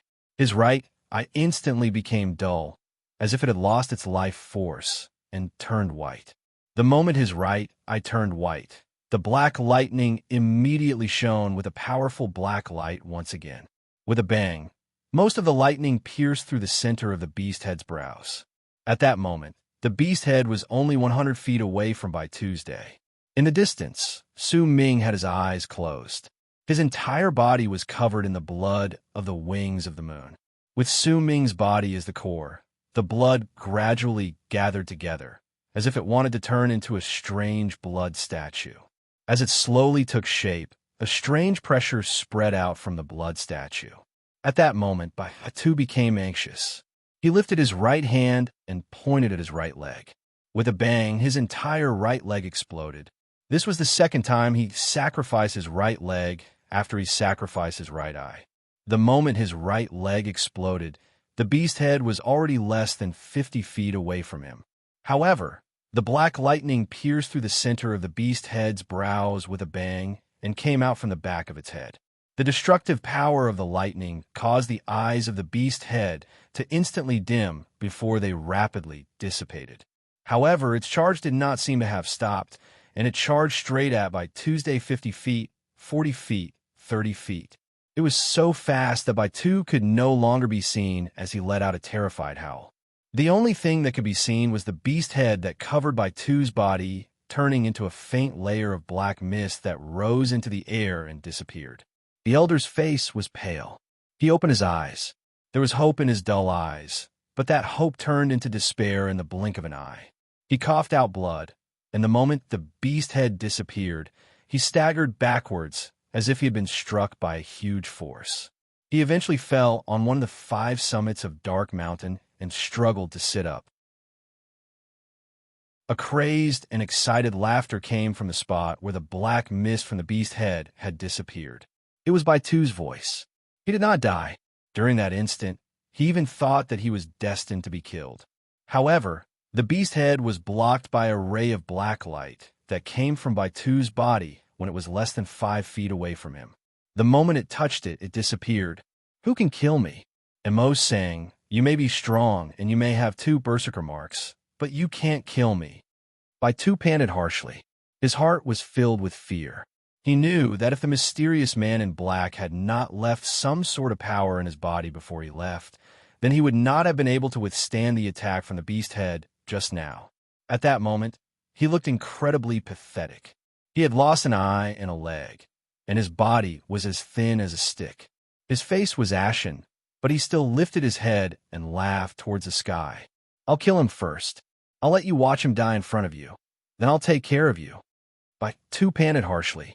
He lifted his right hand and pointed at the black bolt of lightning that had become much fainter, floating in midair. The bolt of lightning trembled and started changing its direction slowly. By the looks of it, it seemed like it needed to lock onto its target before it attacked. That was why it had to adjust its direction every single time. Yet just as the black bolt of lightning adjusted its direction and was about to lock onto Su Ming's eyes flew open. The moment he did so, the blood from the wings of the moon around his body surged forth, and a broken blood statue appeared in the sky. The blood statue was not big. It was only about 50 feet tall. Su Ming's body looked as if it was embedded in the statue's chest. The broken statue was not formed by him. His body was only a vessel that allowed the wings of the moon to gather all their power together through his body. That was why he could reach the level where he could fight against Baitu during the battle just now. The blood statue had an ancient air to it. Its entire body glowed with a blood-red light, but did not have a head. It was broken, as if it did not have enough power to make it appear in its complete form under the sky. Yet even if it did not have a head, there was a terrifying presence surrounding the blood statue. Its body seemed to be covered in armor, and that armor was also blood-red in color. The statue looked like an ancient battle soul that stood in midair. Besides the terrifying presence, there was also a sense of devastation on its body. It was as if it was letting out cries of unwillingness to die, echoing in the sky as it appeared. There was a giant axe in its hands. That axe was also broken, but there was a murderous aura surrounding it. There seemed to be countless cries of vengeful souls coming from within the axe. This was one of the 9 great statues of the god of berserkers in the Fire Berserker tribe, according to the memories of the Wings of the Moon. It was once worshipped by countless Fire Berserkers, and in the end, under the divine abilities of the Elder of the Fire Berserker tribe, it fought against the god of berserkers with the other 8 statues. Its head was cut off by the god of berserkers. It had been dead for many years. What appeared now was the image from the memories of the Wings of the Moon. It was an illusory, broken god that was formed by the blood of the Fire Berserkers. His name was Xing.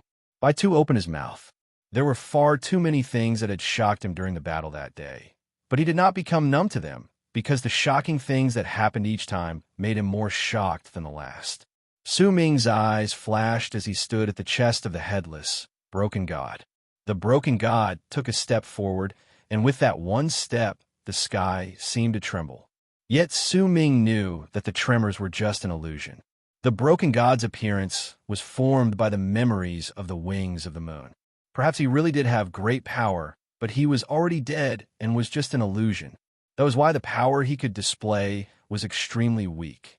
More importantly, at the instant the broken divinity appeared, Su Ming immediately sensed that he was swiftly disappearing. At most, he would only exist for the span of a few breaths. After a few breaths, the broken god would disappear, and the price would be the death of all the Wings of the Moon. At that time, Su Ming would be reduced to his original form. He would not be able to suppress his injuries and would suffer a backlash. Not only would he no longer have the right to fight against Baitu, he would also be in danger. As Su Ming's eyes flashed, the broken god took one step forward in the sky and earth shook. Ripples spread out, and with one step, the broken god closed in on the shocked Baitu's day. He lifted the axe in his hands and was about to swing it down. Just at this moment, the black lightning whizzed over, heading straight for the broken god. Baitu trembled. The sense of danger he felt at that moment surpassed the sense of danger he felt when he faced Mo Sang's second berserker mark. It made him feel fear that came from the depths of his soul. He did not hesitate. He knew clearly that if he hesitated for even a moment, then the price he would have to pay would be death. His body and spirit would be destroyed. That was why he did not hesitate and pointed at his left leg. He gritted his teeth, and a large amount of blood veins appeared on his body. Those blood veins turned into a complete picture of the Wings of the Moon, but at that moment, the picture scattered, causing the blood veins to be unable to gather together. This was him choosing to sacrifice his transcendence realm in this life and death moment. Even if his power would fall, it was still better than dying here. As his transcendence berserker mark scattered, the black bolt of lightning let out its strongest black light and closed in on the broken god. To be continued. If you like this work, please come Come and vote for me. Your support is my greatest motivation. Chapter 111. The speed of the lightning closed in on the broken deity in an instant and charged towards the back of its chest.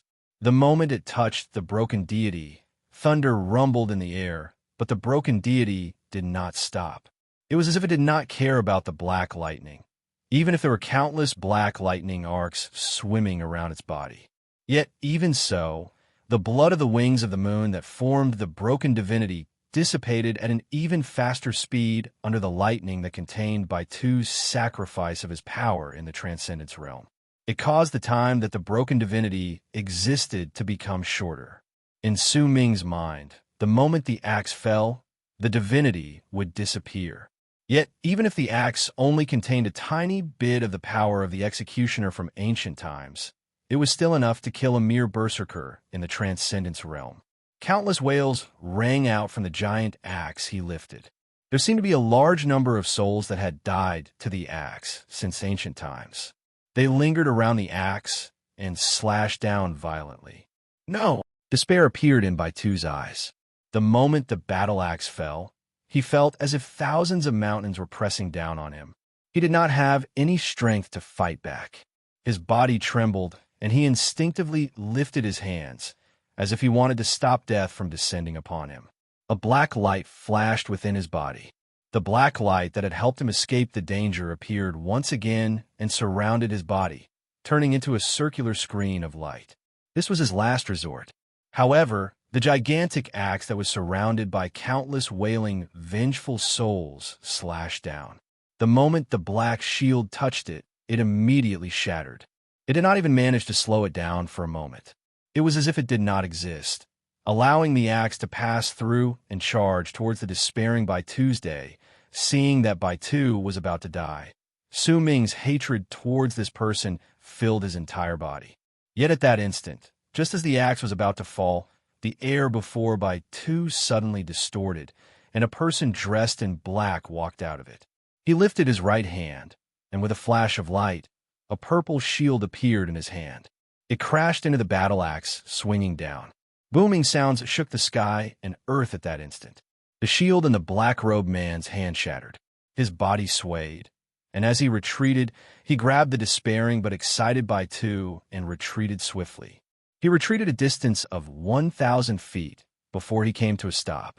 His face was hidden under the black robe, and it was impossible to tell whether he was injured or not. Su Ming laughed brokenly. At the instant the battle axe was blocked, the broken statue of the deity, formed by the blood of the wings of the moon around him, reached its limit. Like dust blown away by the wind, it turned into an endless amount of red dust that disappeared into the vast universe. At that moment, he also felt a force of impact. His body was sent flying backwards, turning into an arc as he landed on Black Dragon Mountain. He fell there with a boom and coughed up a large mouthful of blood. His body trembled as all the injuries in his body erupted. The hidden injuries from forcefully raising his cultivation level earlier could no longer be suppressed, and they enveloped his body like a flood. His vision blurred. It was the feeling of death looming over him. Su Ming used his remaining strength to bite the tip of his tongue and forced himself to stay conscious. He struggled to sit up and saw the person in black robes standing before Baitu in the distance. My lord! Baitu still had lingering fear. There was fear on his face. He knew that if the person in black robes had not arrived, he would have definitely died. I underestimated the tribes at the borders of the alliance of the Western region.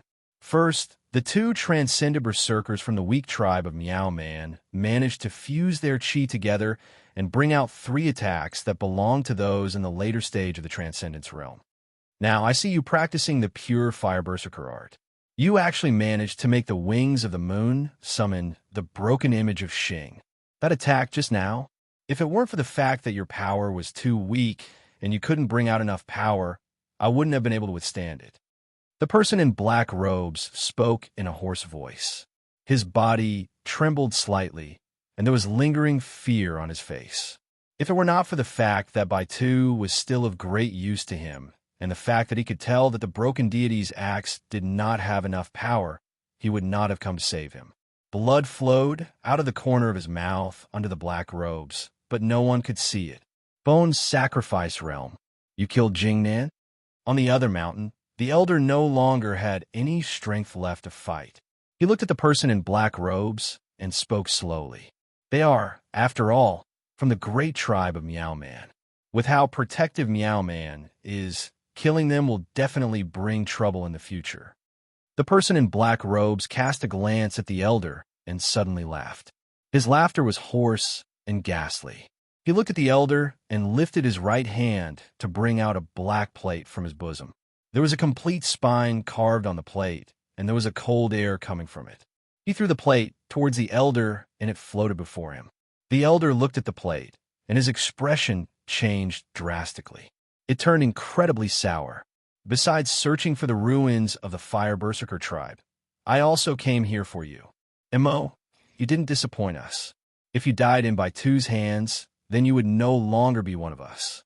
But you will have to pay the price for the mistake you made in the past. As the person in black robes spoke, he put away the black plate and no longer paid any attention to Mo Sang. He walked towards Su Ming.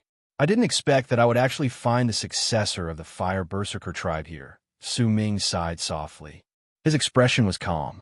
Even if the person in black robes was not around, he believed that he would not have the chance to recover from his injuries. The only thing waiting for him was death. He did not even look at the person in black robes. Instead, he looked at the elder on the other mountain. There was a gentle look in his eyes.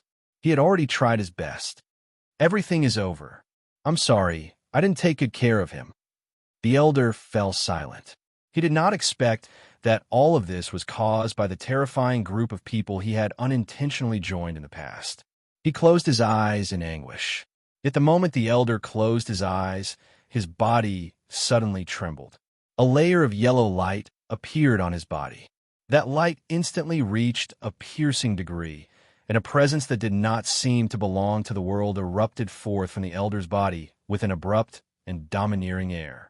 The moment that presence appeared, the person in black robes who was walking towards Su Ming came to an abrupt halt. He turned his head around, and a hint of shock and astonishment appeared on his face that was hidden under the black robes. He saw the piercing yellow light erupting forth from Mo Sang's body.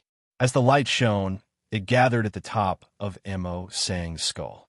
A muffled bang reverberated in the air, and a small yellow flag the size of a palm flew out from the top of Mo Sang's skull. It floated 7 inches above the top of his head. Mo Sang trembled and opened his eyes. When he lifted his head and saw the small yellow flag, he was stunned. Why are you here? The appearance of the small flag made the elder in disbelief.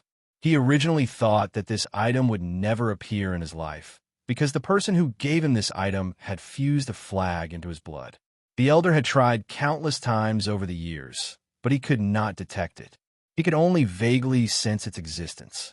The elder's face was filled with shock. He sucked in a sharp breath and looked at Su Ming. There was a dazed look in his eyes, as if he had understood something. He struggled to stand up and grab the small flag. The flag grew in the wind, and the moment the elder grabbed it, it grew to a height of 30 feet. It was no longer a flag, but a giant banner. Its color also turned from yellow to black in an instant. Yet, as it unfurled, the black banner was not completely black. There were specks of starlight, and within that banner was a starry sky. There was an unfamiliar air to that starry sky. It did not seem to belong to the night sky that the berserkers would see when they lifted their heads, but was instead in a distant place. Perhaps only the people there would find it familiar if they lifted their heads and looked at it. The heart of the man in black trembled violently. A bad feeling turned into a strong sense of danger, causing his expression to change drastically. He took a swift step forward, intending to stop Mo Sang's actions. However, there was nothing he could do. Mo Sang held the gigantic banner in his hand as he stood at the peak of the mountain. He stretched out his right hand, causing the banner to be held horizontally. He waved it fiercely to the left, bringing with it a gust of wind that completely unfurled the banner. The instant the black-robed man closed in, the banner in Mo Sang's right hand had already circled around his body. The banner danced in the air. Once it touched Mo Sang's face gently, it changed once again and became bigger. Almost in the blink of an eye, the starry sky within the banner suddenly shone with an incredibly powerful starlight. It flew out of the elder's hands and started spinning in the sky on its own. It became bigger and wider, and in the span of a breath, the banner became as big as the starry sky. As it danced in the air, it caused the weather to change and the wind and clouds to tumble backwards. There was also a shocking boom that reverberated in the air. The banner flew towards the sky, and the sky was replaced by the gigantic banner. The night sky changed abruptly at that moment. It was replaced by the starry sky within the banner, causing the night sky to change in an instant. This was an art that changed the sky. It was an art that made the night sky disappear and be replaced by the starry sky on the banner. At that moment, Su Ming was stunned. He lifted his head and looked at the sky. The starlight in the sky was unfamiliar. Baitu was also stunned. His body trembled. He could not see the familiar stars.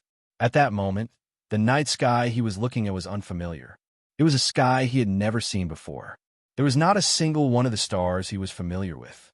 After all, the starry sky at night was something that everyone would see every day since they were young. Each of the stars would give off a sense of familiarity. The distance between them and the pictures they formed would slowly be etched into their memories. If one day a sudden change occurred, people would immediately notice it. That sense of unfamiliarity would cause panic to rise in their hearts. The person in black robes trembled furiously. As he looked at the unfamiliar starry sky, a wave of fear rose within him. Even if he was a powerful berserker in the bone sacrifice realm, his fear could not be reduced in the slightest, because he knew something, the starry sky in other worlds. This is the starry sky in other worlds.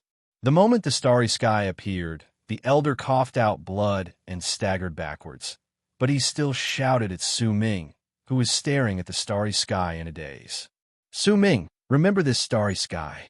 Once he finished shouting, the elder seemed to have lost all his strength and fell down. Su Ming trembled as he looked at the unfamiliar stars in the sky. The starry sky in the sky suddenly erupted with a strong burst of starlight. As the starlight shone, the stars started moving. Before the people's eyes, the light from the stars quickly connected with each other and formed an indistinct human figure. The human figure was so big that it seemed to occupy the entire starry sky. As the starlight became brighter, the person's face also gradually became clearer. It was a middle-aged man. The moment Su Ming saw the face of the person formed by the starlight, his body trembled and a look of disbelief appeared on his face. He was completely stunned. The face of the gigantic person formed by the starlight was 50% similar to Su Ming's face. I've finally reached this point. Please give me recommendation votes and monthly votes. To be continued. If you like this work, please come to Chidian. Come and give me recommendation votes and monthly votes. Your support is my biggest motivation. Chapter 112. The figure's eyes were closed. Once it was outlined by the starlight, the black-robed man in the air let out a low growl. He swiftly retreated and charged towards Baitu's day. He grabbed Baitu's body as if he was about to leave this place. He could feel a presence that terrified him coming from the unfamiliar galaxy. That presence made all the hairs on his body stand on end. It had been many years since he experienced this sort of feeling. At that moment, he did not even think about capturing Su Ming. The first thought in his head was to leave this place as soon as possible. Yet the moment he grabbed Baitu and was about to leave, the figure formed by the starlight in the galaxy that had been replaced opened his eyes. There was a threatening, awe-inspiring, and aloof look in his eyes. That one look alone made Baitu's mind roar. He could feel that the gaze of the person in the galaxy had already surpassed that of the fallen god of berserkers in the north whom he had summoned with this sacrifice. Who is he? The black-robed man was terrified. That terror made him unable to care about anything else. With a single move, a large amount of black mist appeared under his feet, and his entire body, along with Baitu, disappeared into the air. Almost at the instant the black-robed man disappeared with Baitu, the person who looked somewhat similar to Su Ming in the galaxy lifted his right hand. He did not clench his fist, but instead pressed his fingers together and pressed his palm down on the ground. The moment the palm appeared, it brought with it a gust of wind that blew downwards. When that wind blew past the spot where the black-robed man had disappeared with Baitu, it immediately caused the space to distort. The black-robed man and Baitu's bodies seemed to have been dragged back from their escape. The moment the two of them appeared, Baitu let out a pained scream as his arms turned into flesh and blood. The black-robed man stood in front of them and coughed out blood. His face hidden under the black robes was filled with terror and panic. What level of cultivation is this? It's far above the bone sacrifice realm. Could this powerful warrior from the other world be someone who is equivalent to a berserker in the berserker soul realm? The palm in the sky seemed to be moving slowly, but in reality, it was descending at an extremely fast speed. Its direction was precisely where the black-robed man and Baitu were. Rumbling sounds reverberated in the air. The instant the palm pressed down, the black-robed man let out a shrill howl. He grabbed Baitu, who was behind him, and after injecting a wave of power into his body, he threw him towards the palm. Baitu didn't even have the slightest ability to resist. When his body touched the palm, the power that the black-robed man had transferred into his body exploded. His body exploded with a boom, and a powerful shockwave shook everything around him. However, the palm did not stop in the slightest. It was as if the force was so weak that it could be ignored. It passed through the impact formed by Baitu's self-destruction and headed towards the black-robed man. The black-robed man's eyes were bloodshot. He could not avoid it. He lifted his hands, and a powerful force burst forth from the 13th vertebra of his spine. It fused into his arms, and he pushed them against the incoming palm. Booming sounds reverberated in the air once again, and the black-robed man let out a shrill scream of pain. The black sleeves on his arms were immediately torn to shreds, and even the black robe on his body was torn to shreds, revealing the face he had hidden previously. It was an old man with a black totem on his body. That totem looked like an eye, and there was an ancient presence spreading out from the 13th vertebra on his back. I can tell. This is a sliver of will that was left on that enchanted vessel for who knows how many years. It's just a sliver of will, and it's already so powerful. This person, he's definitely an incredibly powerful person from the galaxy beyond. The old man coughed out blood. His arms trembled, and they were immediately reduced to a bloody mess. He knew that he was in mortal danger. As he tumbled backwards, he struggled to lift his right hand and seized at the air. A beast's skin appeared out of nowhere in his hand. There was silver fur on that beast's skin, and it looked incredibly valuable. At that moment, the old man took the beast's skin and put it on his body. At the same time, he formed a seal with his hands, and as his fingers turned into a bloody mess, he drew a blood-red totem before him. That totem looked the same as the berserker mark on his body. It was an eye. Beast transformation. As the old man let out a low growl, silver light shone brilliantly on his body.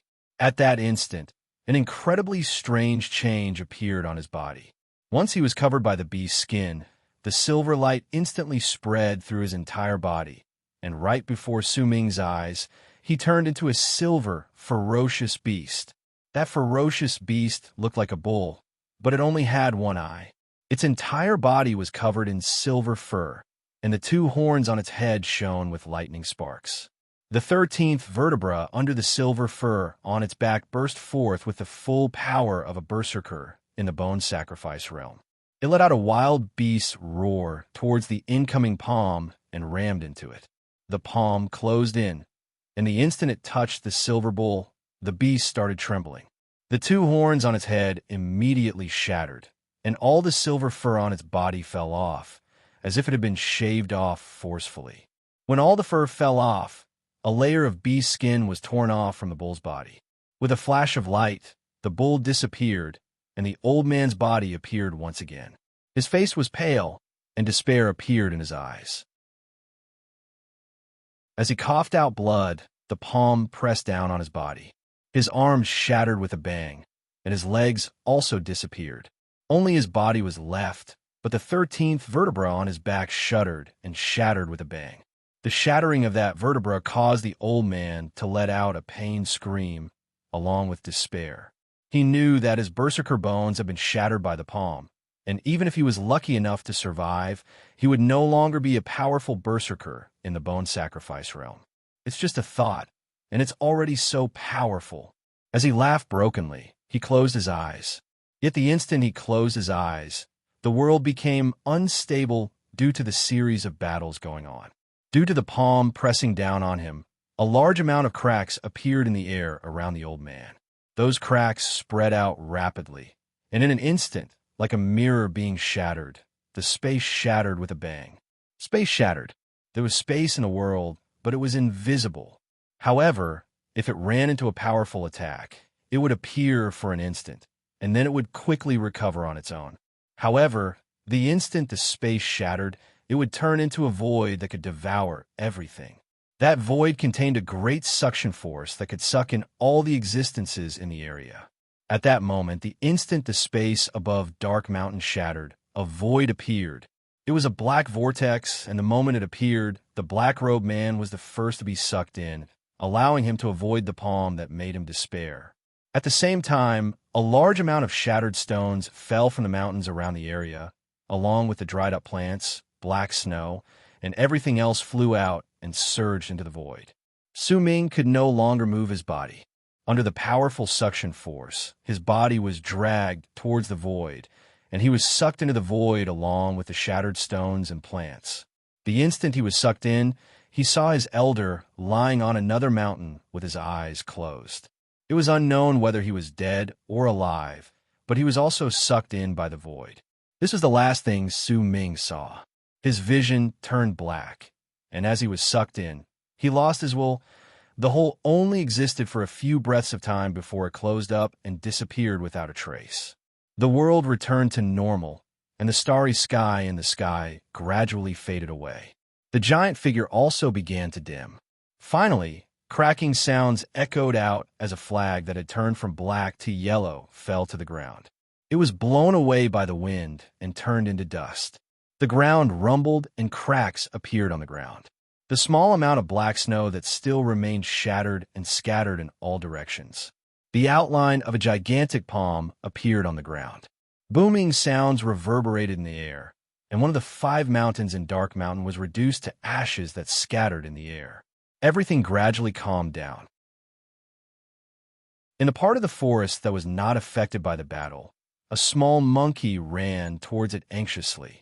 It climbed up Dark Dragon Mountain, which was right before Su Ming was sucked into the void. It looked at the sky from the top of the mountain and let out screeches. The screeches lasted for a long time until the little monkey looked at the land in the distance with a bitter expression. It could vaguely see the other side of the mountain, as if Su Ming had once said that he wanted to see what was on the other side of the mountain. Gradually, the little monkey descended the mountain. From then on, no one saw the red figure in the forest anymore. The night of the blood moon that appeared once every few years no longer existed in this place, and neither did the wings of the moon. After this battle, the Dark Mountain, which originally had 5 peaks, had become 4 peaks. Moreover, the Black Flame Mountain did not have a peak. It was over. Windstream tribe was in ruins. Jingnan and Wenyan, the 2 powerful berserkers in the Transcendence realm, chose to isolate themselves once they returned. They did not talk about what happened in Windstream Mountain. All the matters in the tribe were handed over to Shi Hai and the others. They did not even bother with Yi Wang and the others' training. Their injuries were too severe. If it were not for the fact that the enemy seemed to be wary and did not have much killing intent towards them, the 2 of them might not have been able to return. Dark Mountain Tribe became an affiliate of Windstream Tribe. They became the 7th tribe outside the Mudstone City and also the weakest tribe. The only berserkers in the tribe were the tribe leader, Bei Ling, and the crippled head of the guards. The elder did not return. Lei Chun did not return. Su Ming did not return either. In their sorrow, Dark Mountain Tribe sent people to Dark Mountain a few days later to retrieve their tribe members, Nan Song and Shan Hen's corpses. They also told their tribe members about what they saw on the 4 summits of Dark Mountain. Filled with grief, they held a funeral for their dead tribe members on the day Su Ming and Bai Ling promised to meet, as if by coincidence. They did not know about Shan Hen's betrayal and buried him with the corpses of his tribe members. On the day of the funeral, snow mixed with rain fell from the sky. It was very cold. In the freezing rain and snow outside Dark Mountain Tribe was a woman dressed in white. She stood there quietly as she touched the bone earring on her ear. No one knew whether there were tears on her face or the snow and rain on her face. The first scroll, If Life is Only as Long as We First Met, has ended. The second volume unfolded. To be continued. If you like this work, please come to Chidian. Come and vote for me. Your support is my greatest motivation. Chapter 113. It was raining, and the rain fell on the wide leaves, creating a rustling sound. A lot of the rain had accumulated in the leaves, and it flowed along the veins of the leaves to form a stream of water that fell on the tips of the leaves. It was a rainforest, and the ground was covered in mud. When the rain fell on it, it formed many muddy puddles. The sky was pitch black, and only the occasional flash of lightning could illuminate everything in the world in an instant. The rolling thunder that came and left quietly reverberated in the night. In the depths of the rainforest, there was a mountain range hidden in the darkness. The mountains were not tall, and they could not compare to Dark Mountain. They were short, but there were a lot of them. At this moment, a bolt of lightning cut through the sky, causing the earth to instantly light up. One could vaguely see that there seemed to be a person lying on the waist of one of the mountains.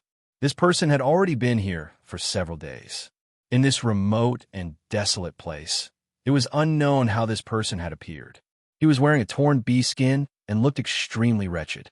The person lying there motionlessly was a young man who looked to be in his 20s. Although he had delicate features, there was a scar on his face. His eyes were closed, and there were a lot of wounds on his body. Under the rain, those wounds had already turned white, but no blood flowed out. The rain continued, and only after a few more days did it slowly stop. The sky became clear again, and after the dark clouds dispersed, bright sunlight shone down. It was now summer, and after the rain, fog slowly rose from the ground. There was also a burning heat that roasted all living things. The young man lying on the waist of the mountain was still motionless, as if he was dead. A few more days passed, and there were a few vultures circling in the sky. These vultures' gazes were cold, and as they flew in the sky, they stared at the young man on the waist of the mountain. They seemed to be hesitating. Finally, one of the vultures seemed to have lost its patience. It suddenly swooped down and arrived beside the young man. It flapped its wings and circled a few times in the air before landing directly on the young man's chest. It used its sharp beak to peck at the prey it had been eyeing for a few days, one bite after another. As the vulture ate, it observed the expression of its prey. Gradually, it relaxed its guard. In its eyes, this was indeed a dead person. Soon after, the rest of the vultures in the sky charged down and landed on the young man's body without making sound. Cold gazes appeared in their eyes, but the moment they landed, the young man suddenly opened his eyes. He lifted his right hand and grabbed the first vulture that had landed on his chest. The other vultures were shocked and wanted to fly away, but their bodies seemed to be stuck to the young man's body, and they could not fly away. Grabbing the vulture, the young man brought it to his mouth and bit down hard on the vulture's neck, drinking its blood. The fishy blood flowed down his throat and into his body, causing his body, which had been numb from hunger, to feel a stabbing pain. However, this piercing pain caused his entire body to finally feel a trace of warmth. Very soon, the vulture struggled a few times before it lost all its blood and stopped moving. The young man took a deep breath and placed the vulture in his hand by his side. He calmly grabbed another vulture that could not fly and drank its blood once again. When all 7 vultures on his body died, a hint of color gradually returned to the young man's face. He lay there and looked at the sky. The sky was very blue and the sun was hot. There was a vacant look in his eyes. He was Su Ming. He had woken up on that rainy night a few days ago. The moment he woke up, he could still hear the faint voice calling out to him as Big Brother echoing in his head. That voice had been with him all this time. When he was completely awake, he felt intense pain all over his body. He did not have an ounce of strength left in him. He could not even lift his hand. He could only lie there and let the rain fall on his body. The raindrops fell on the wounds all over his body. As the pain continued, he became numb. His body was not the only one that was numb. His heart was also numb. He had been lying on the ground for the past few days. His mind was filled with confusion and confusion. He only remembered that a vortex had appeared in the sky above Dark Mountain due to the person in the galaxy's palm strike. The instant he was sucked in, he saw his elder with his eyes closed. He did not know if he was dead or alive. He didn't know what that whirlpool was, nor did he know why it had appeared. He didn't even know where he was now. However, as he looked at the blazing sun in the sky and the unfamiliar mountains around him, he had a vague premonition that he was no longer in Dark Mountain. He did not want to believe that his elder had died, but he knew that his elder's injuries were much worse than his. The final sight of his elder's unmoving figure with his eyes closed made Su Ming not want to continue thinking about it. There was a sharp pain in his heart. It was as if he had lost someone close to him forever. The elder won't die. Su Ming closed his eyes. The grief on his face was slowly hidden away. Ever since he was young, he had grown up under the elder's protection. He had never left the place alone for a long period of time. Yet now, the unfamiliarity around him made Su Ming feel lonely, but at the same time, it also forced him to be strong.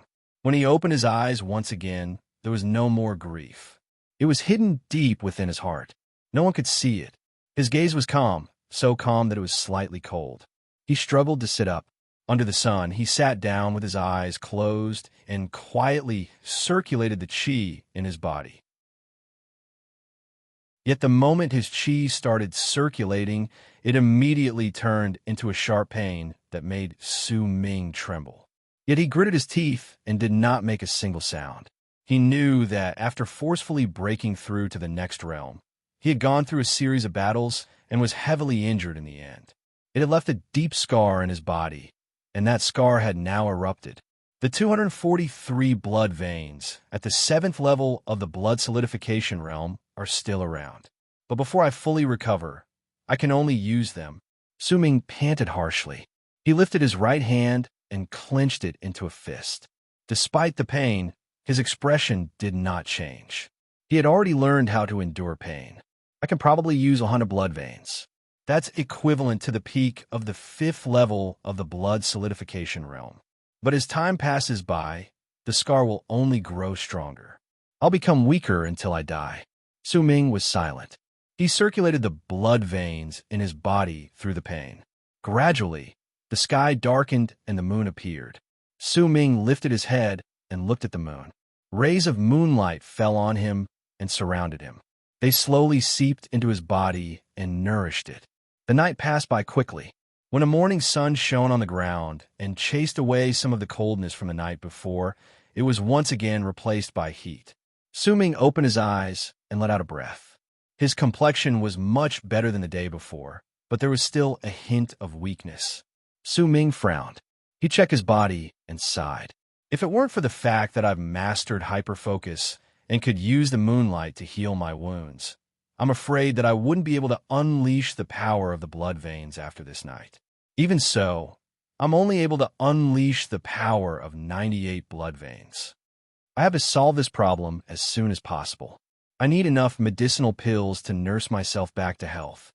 Su Ming fell silent for a moment and touched the items in his bosom.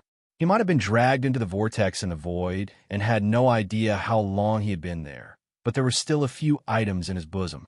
There was a torn bag, a small bone that Shan Hen held in his hands before he died, and a beast bone that the tribe leader had given them before they parted ways to ensure the tribe's safety.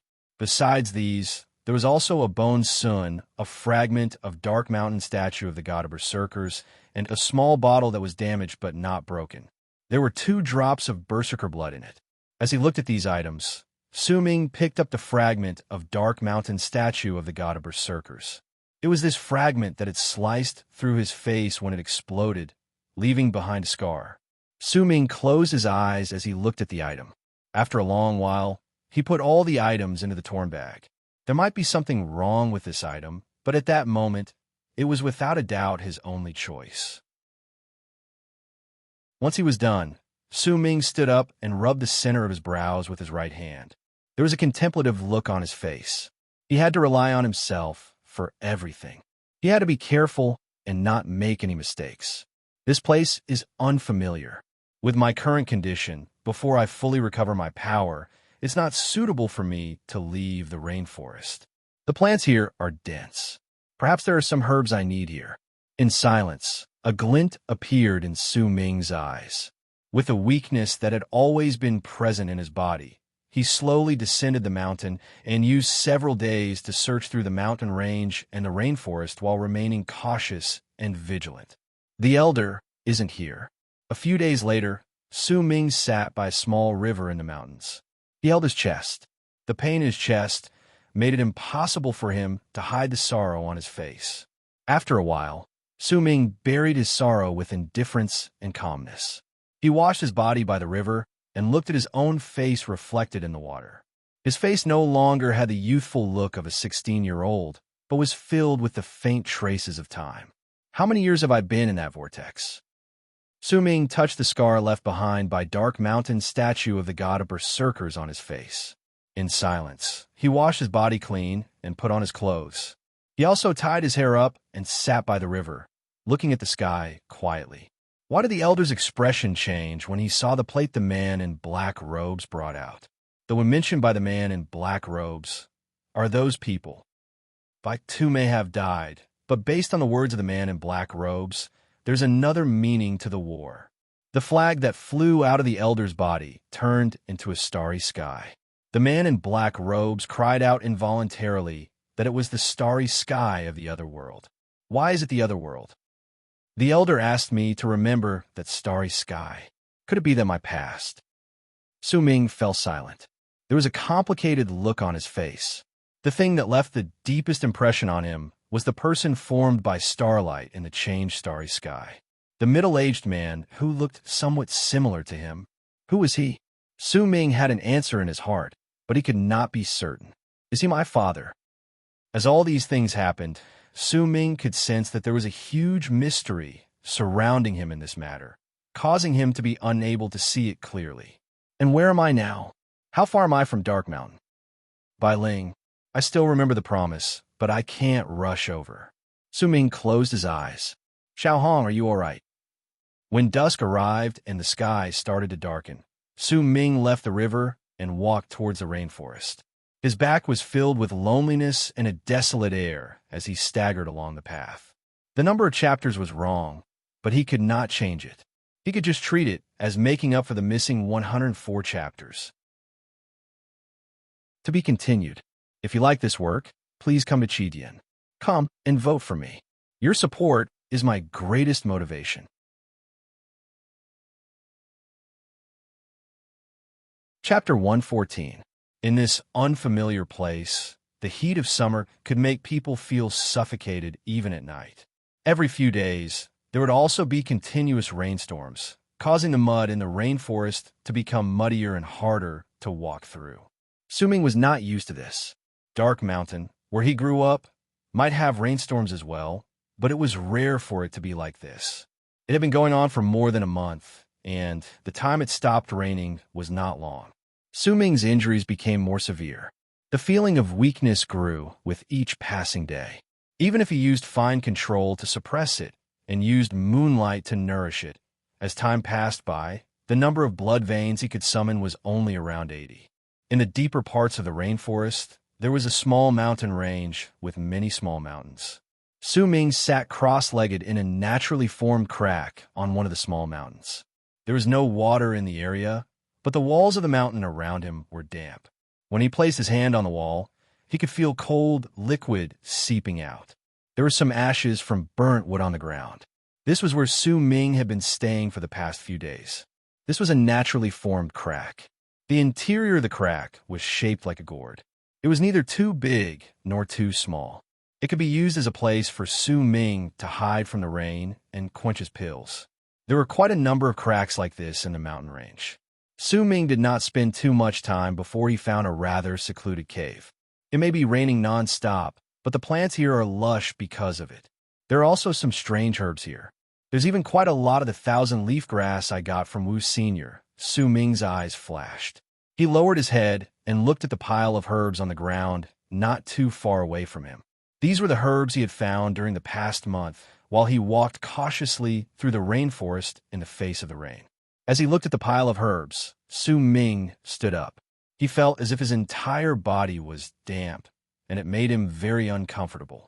It's a pity there are a lot of herbs here, but I don't have cloud gauze grass. I can't create mountain spirit, but I have most of the herbs needed to create scattering dust and south asunder.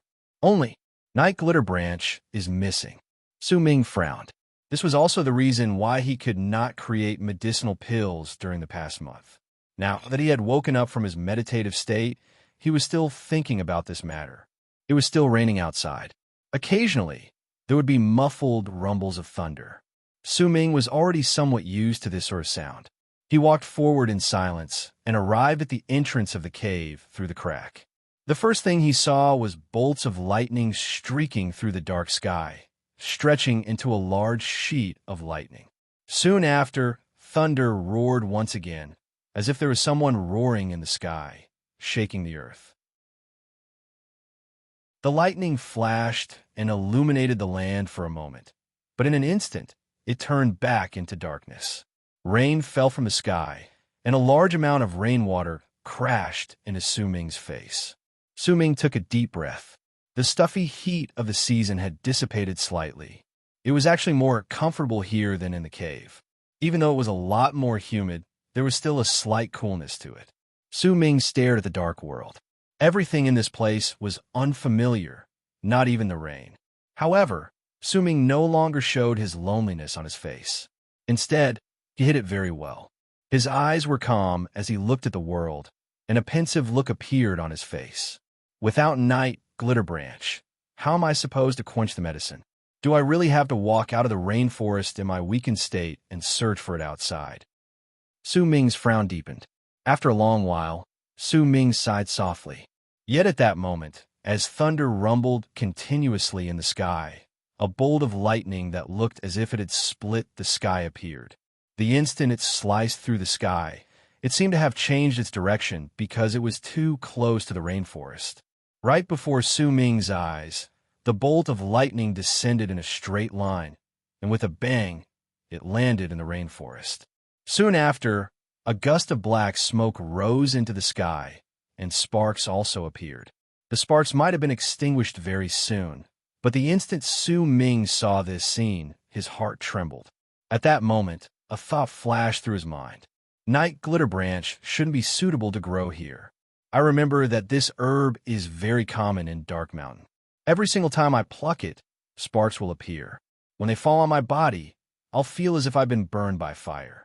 This Night Glitter Branch should contain the power of fire. This place is raining heavily and it's damp. This herb can't grow here. When Su Ming was in Dark Mountain, he did not think too much about it. Yet now, he was alone in this unfamiliar place. He had to rely on himself for everything.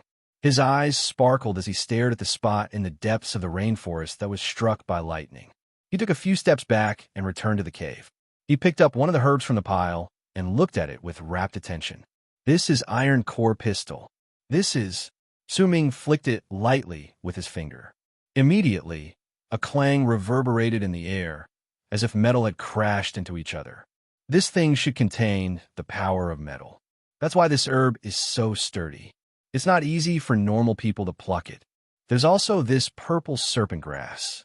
This thing grows really densely. I rarely paid attention to it before, but now that I look at it, Su Ming picked up another herb and plucked off a leaf. Sap flowed out from the cut on the herb, but it only lasted for the time it takes for an incense stick to burn. The sap at the cut gathered together and turned into a bud. Su Ming knew that if he planted this herb on the ground, then before long, new leaves would grow out from the cut. It was full of life, and it was a strange sight. I didn't think too much about the 5 herbs used to create scattering spirit, but now that I look at it, it's clear that these are 5 items with different attributes. The power of iron and stone, the power of life, and the fire from midnight shine. As for the other 2 herbs, they're also the most commonly seen herbs in this place. They contain the power of water, and this herb doesn't need its leaves, but its roots buried underground. A pensive look appeared in Su Ming's eyes as he stared at a root that was stuck to the soil in the pile of herbs. It should be the power of earth. 5 different attributes are needed to create the strange, scattering dusts. I'm missing one of them, but if this is the principle behind the medicinal pill, then perhaps I can find something to replace it. A glint appeared in Su Ming's eyes. This problem had been bothering him for some time. Now that he saw the lightning strike, he was enlightened. He immediately turned around and turned into an afterimage. Once he got out of the crack in the mountain cave, he rushed out of the rainstorm. Rain fell on his body, and very soon it drenched him. It flowed down his hair, but Su Ming's speed was incredibly fast. He charged down the small mountain and entered the rainforest underneath, heading towards the spot where he had seen the lightning strike. The rainforest was covered in mud.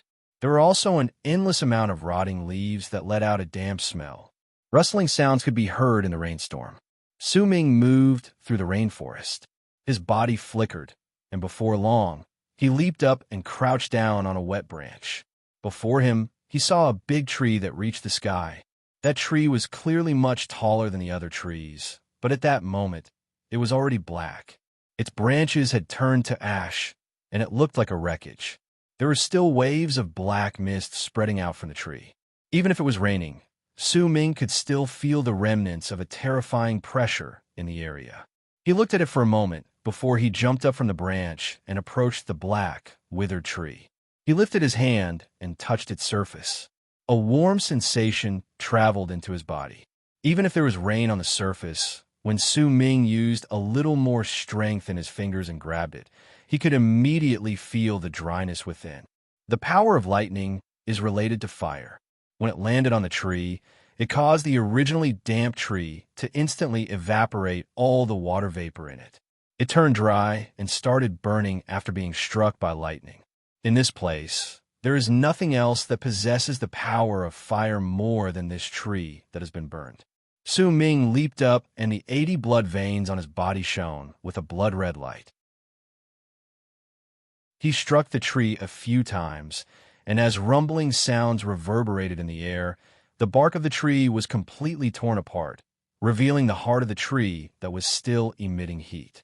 Su Ming's right hand turned into a blade, and with one slash, he immediately cut off the heart of the tree that was about 30 feet tall. He cut it into several pieces and quickly placed them into the broken bag. However, the bag had a limited space.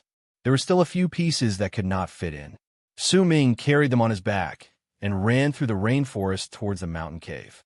Honestly, the fire in my blood should be able to do the same. I can even use fire to burn trees to achieve the same effect as Night Glitter Branch. But compared to the lightning and fire from the sky, this item is still better. As Su Ming charged forward, a lot of thoughts appeared in his head. Before long, he returned to the crack in the rain and entered the mountain cave. Su Ming was panting slightly. He put down the dried up and slightly warm heart of the tree and took out the heart of the tree from the broken bag. He looked at the materials and took a deep breath. Once he sat down cross-legged, he adjusted the chi in his body. After the time it takes for 2 incense sticks to burn, Su Ming opened his eyes and lifted his right hand. With a single thought, a ball of fire appeared on his right hand with a whoosh. The heat from the fire burned the area, causing the mountain cave to be illuminated in an instant. Su Ming's expression was grave. He carefully used fine control to control the fire in his hand.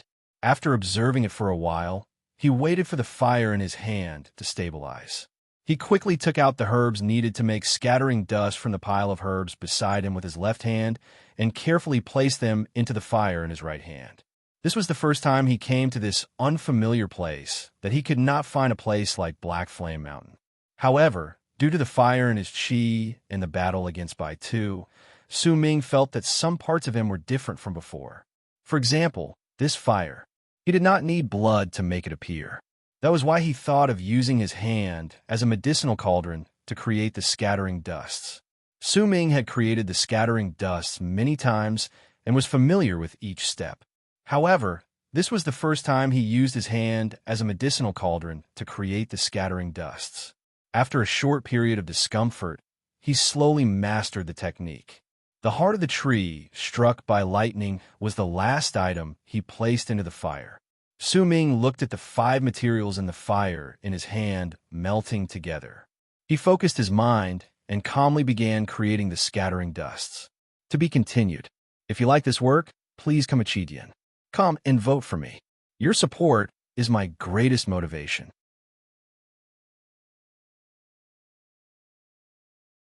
Chapter 115. When the morning of the second day arrived, it was still raining nonstop, causing the sky and earth to be covered in a haze. Su Ming's face was filled with fatigue as he sat in the cave within the crack on the hill, but his eyes were bright. There was a ball of black liquid rolling about on his right hand, as if it wanted to gather together, but no matter how many times he tried, he still could not fuse with it. Su Ming's heart was calm. He controlled the fire in his hand, and after a moment, he made it grow bigger and turn into a fireball, completely covering the black liquid within. After a while, Su Ming's face was pale. He had been using the fire in his qi for a long period of time when his body was weak, and he could not handle it anymore. He panted harshly as the fire on his right hand slowly dissipated. Eventually, 3 black medicinal pills appeared on his palm. Waves of medicinal fragrance wafted into Su Ming's nose, and when he smelled it, his spirits lifted. He placed the 3 medicinal pills before himself and looked at them carefully. The pills might not be green, but Su Ming was familiar with their medicinal fragrance. He did not hesitate and placed one of the pills in his mouth. The pill was still hot, but it could not hurt Su Ming. It melted in his mouth. Su Ming closed his eyes and sensed it quietly. "It's a little different, but it's indeed scattering dusts," Su Ming mumbled. He put away the remaining 2 scattering dusts and sat down cross-legged to meditate. Once most of his fatigue disappeared, he looked at the herbs before him, and a determined look appeared on his face. "If I can use the heart of the tree struck by lightning to create scattering dusts, then I can also create South Asunder. This pill, I don't know its effects, but there's a 70% chance that it won't increase the power of qi like Mountain Spirit. After all, among the 3 medicinal pills given to me after I opened the second gate, I can ignore the welcoming of deities. Mountain Spirit increases qi, so it's unlikely that South Asunder will have the same effect." Su Ming rubbed the center of his brows. Most of his hopes were placed on South Asunder. If his analysis was wrong, then he would have to leave this place in his weakened state and search for a way to recover. To ensure that the creation of South Asunder would be successful, Su Ming did not immediately begin the quenching process. Instead, he rested for a long time until the sky outside turned dark once again. After resting for an entire day, Su Ming began creating South Asunder, which was perhaps very important to him. Time trickled by, and in the blink of an eye, half a month went by. Su Ming had already stayed in this unfamiliar place for nearly 2 months. During the last half a month, his body had become even weaker due to the medicinal pills he had been refining. However, this was his first time concocting South Asunder, so it was inevitable that he would fail. However, after half a month had passed, he had succeeded once and concocted 2 South Asunder pills. Su Ming's face was pale, but his gaze was calm. He looked at the 2 purple medicinal pills in his hands that were clearly bigger than scattering dusts. There was no medicinal fragrance coming from them. They looked incredibly normal. After a moment of silence, Su Ming took out one of the pills and placed it in his mouth without hesitation. After going through so many things, Su Ming was no longer a child. He had his own analysis. From the moment he started creating medicinal pills, besides the blood core that he accidentally created, all the other pills were harmless. More importantly, he did not have the luxury of wasting a single pill for experimentation. Once the purple pill entered Su Ming's mouth, it did not melt immediately. Instead, it sliced open slowly, bringing with it a bitter taste as it flowed down his throat and into his body. Su Ming then took out 1 scattering dusts and swallowed it. Once he was done, he sat down cross-legged and closed his eyes. He circulated the qi in his body to feel the effects of South Asunder. Time passed by. An hour later, Su Ming's body suddenly trembled. 243 blood veins appeared on his body. However, only 80-something of them were bright red. The rest were dull. Su Ming's body trembled even more violently. Pain appeared on his face. After a moment, he opened his eyes and coughed out a mouthful of black blood. When the black blood fell on the ground, there was a rotten stench. The moment he coughed out the blood, a hint of red appeared on Su Ming's face. About 10 of the dull blood veins on his body immediately seemed to have been reborn. They were no longer dull, but slowly began to shine with a brilliant red light. After a long while, Su Ming's breathing calmed down. He looked at the last South Asunder in his hand. This non-medicinal stone has the effect of healing. If only I could create it before the war between the tribes. Su Ming closed his eyes and sighed. Su Ming settled down in the mountain range located deep within the rainforest. He rarely went out. Every single time he went out, he would only go out to search for more herbs when he ran out of herbs or when he ran out of night glitter branch. Fortunately, the rainforest was huge. It was not rare for lightning to strike trees.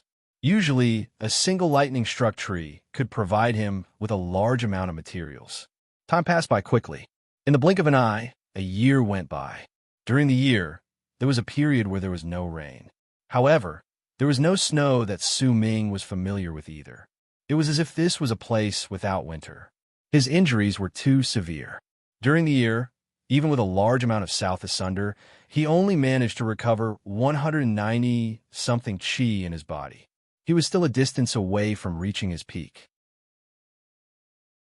During the year, Su Ming had seen some people's footprints when he went out to search for herbs. There was even one time when he saw a group of about 10 people hunting a giant python in the rainforest.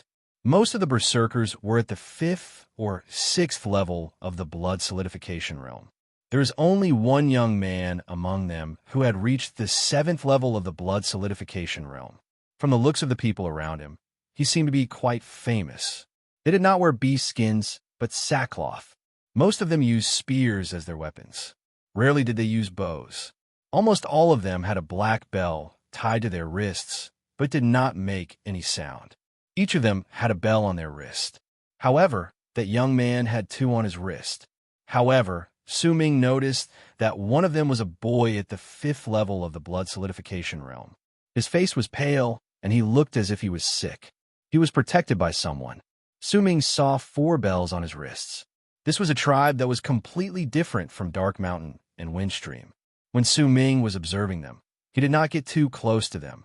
Even so, he still caught the attention of the young man at the 7th level of the blood solidification realm. He did not speak immediately. Instead, he approached Su Ming in a seemingly unintentional manner as they fought. However, his actions were too naive in Su Ming's eyes. Su Ming left swiftly. With his speed, if he wanted to leave, these people would not be able to stop him. Su Ming did not bother with these people. He continued searching for herbs. When the sky gradually turned dark, he ran into these people once again on his way back to the mountain cave. They were protecting the boy with the 4 bells. They had built a simple tent in the rainforest as if they were going to spend the night there. The young man at the 7th level of the blood solidification realm was leaning against a big tree with his spear in his arms. His eyes were sparkling as he looked around warily. Su Ming crouched down on a big tree in the distance and looked at this group of people. Slowly, a sparkle appeared in his eyes. He might not have fully recovered his power, but he still possessed the power to fight. He wanted to know what this place was and what tribes were around here. It was also clear that these people were xenophobic. If he went there recklessly, they might not listen to him and just kill him. As his eyes sparkled, Su Ming lowered his head and retreated silently, disappearing into the rainforest. Time passed by slowly. 2 hours later, the group of people lit up a bonfire to get rid of the damp air. The young man, leaning against the tree, suddenly tightened his grip on the spear in his hands. At the same time, the others immediately noticed something and their expressions changed. Then, the roar of a wild beast suddenly came from the depths of the rainforest. They saw a wild beast that looked like a tiger, but its entire spine was covered with half a foot-long thorns. It rushed out fiercely and pounced directly at these people. Black Spike! Someone immediately cried out in surprise. The scene turned chaotic. This beast loves fire. Quick, extinguish the bonfire. The young man, at the 7th level of the blood solidification realm, immediately spoke. He held the spear in his right hand and charged towards the beast. The beast may be strong, but it was only at the 7th level of the blood solidification realm. The young man could fight against it. However, just as he left the crowd to fight against Blackthorn, the other tribesmen extinguished the fire, causing the surroundings to become pitch black. The moment everyone's vision was momentarily unable to adjust to the darkness, a figure suddenly dashed out at lightning speed, heading straight for the young man who was being protected in the crowd. He was so fast that before the people could react, he had already closed in on the boy. Without waiting for the boy to fight back, the person pressed his palm against the boy's neck and knocked him unconscious. He held the boy under his armpit and left in a flash. Those people were startled, and their expressions immediately changed. Even the young man's expression became gloomy. He was about to give chase, but he was unable to force the black stinger away. With this delay, the figure that carried the young man into the forest was already far away. Su Ming ran through the rainforest with the boy under his arm. He had no grudge against these people and would not kill them for no reason. Even if he chose to lure the beasts over, these people would be able to chase the beasts away as long as they did not die. His target was the boy. This person must have an extraordinary status and would definitely know a lot of things. Su Ming needed to know where this place was. This was the only thing he could do. I'll just get the answers I want and let him go. Su Ming dashed through the forest and ran into the distance. Once he circled the area, he arrived at a secluded corner of the rainforest. Once he put the boy down, he crouched down and looked at the boy. He seemed to have understood something. When he first saw the boy, he could already tell that there was something wrong with him. Now that he got closer, he was certain. After a moment of silence, Su Ming brought out a scattering dust and a south asunder from his bosom and placed them in the boy's mouth. Only then did he take a few steps back, unhurriedly, and bring out a beast's skin from the torn bag in his bosom. This was what he kept after he had hunted the wild beasts for a year. He draped it over his body and covered his face before he sat down on a tree, not too far away from the boy. With his right hand, he picked up a small piece of wood by his side and flicked it lightly. The wood charged towards the center of the boy's brows. There was not a lot of power in it, but it was enough to wake the boy up. The boy opened his eyes in pain. There was confusion in his eyes, but it soon turned into calmness. His face might have been pale and sickly, but he was not terrified. Instead, he looked at Su Ming, who was sitting on the tree with the beast's skin covering his body. "Who are you?" "You're tuning in to the Warrior Lore YouTube channel. Don't forget to subscribe and join us on this journey to catch the most captivating stories.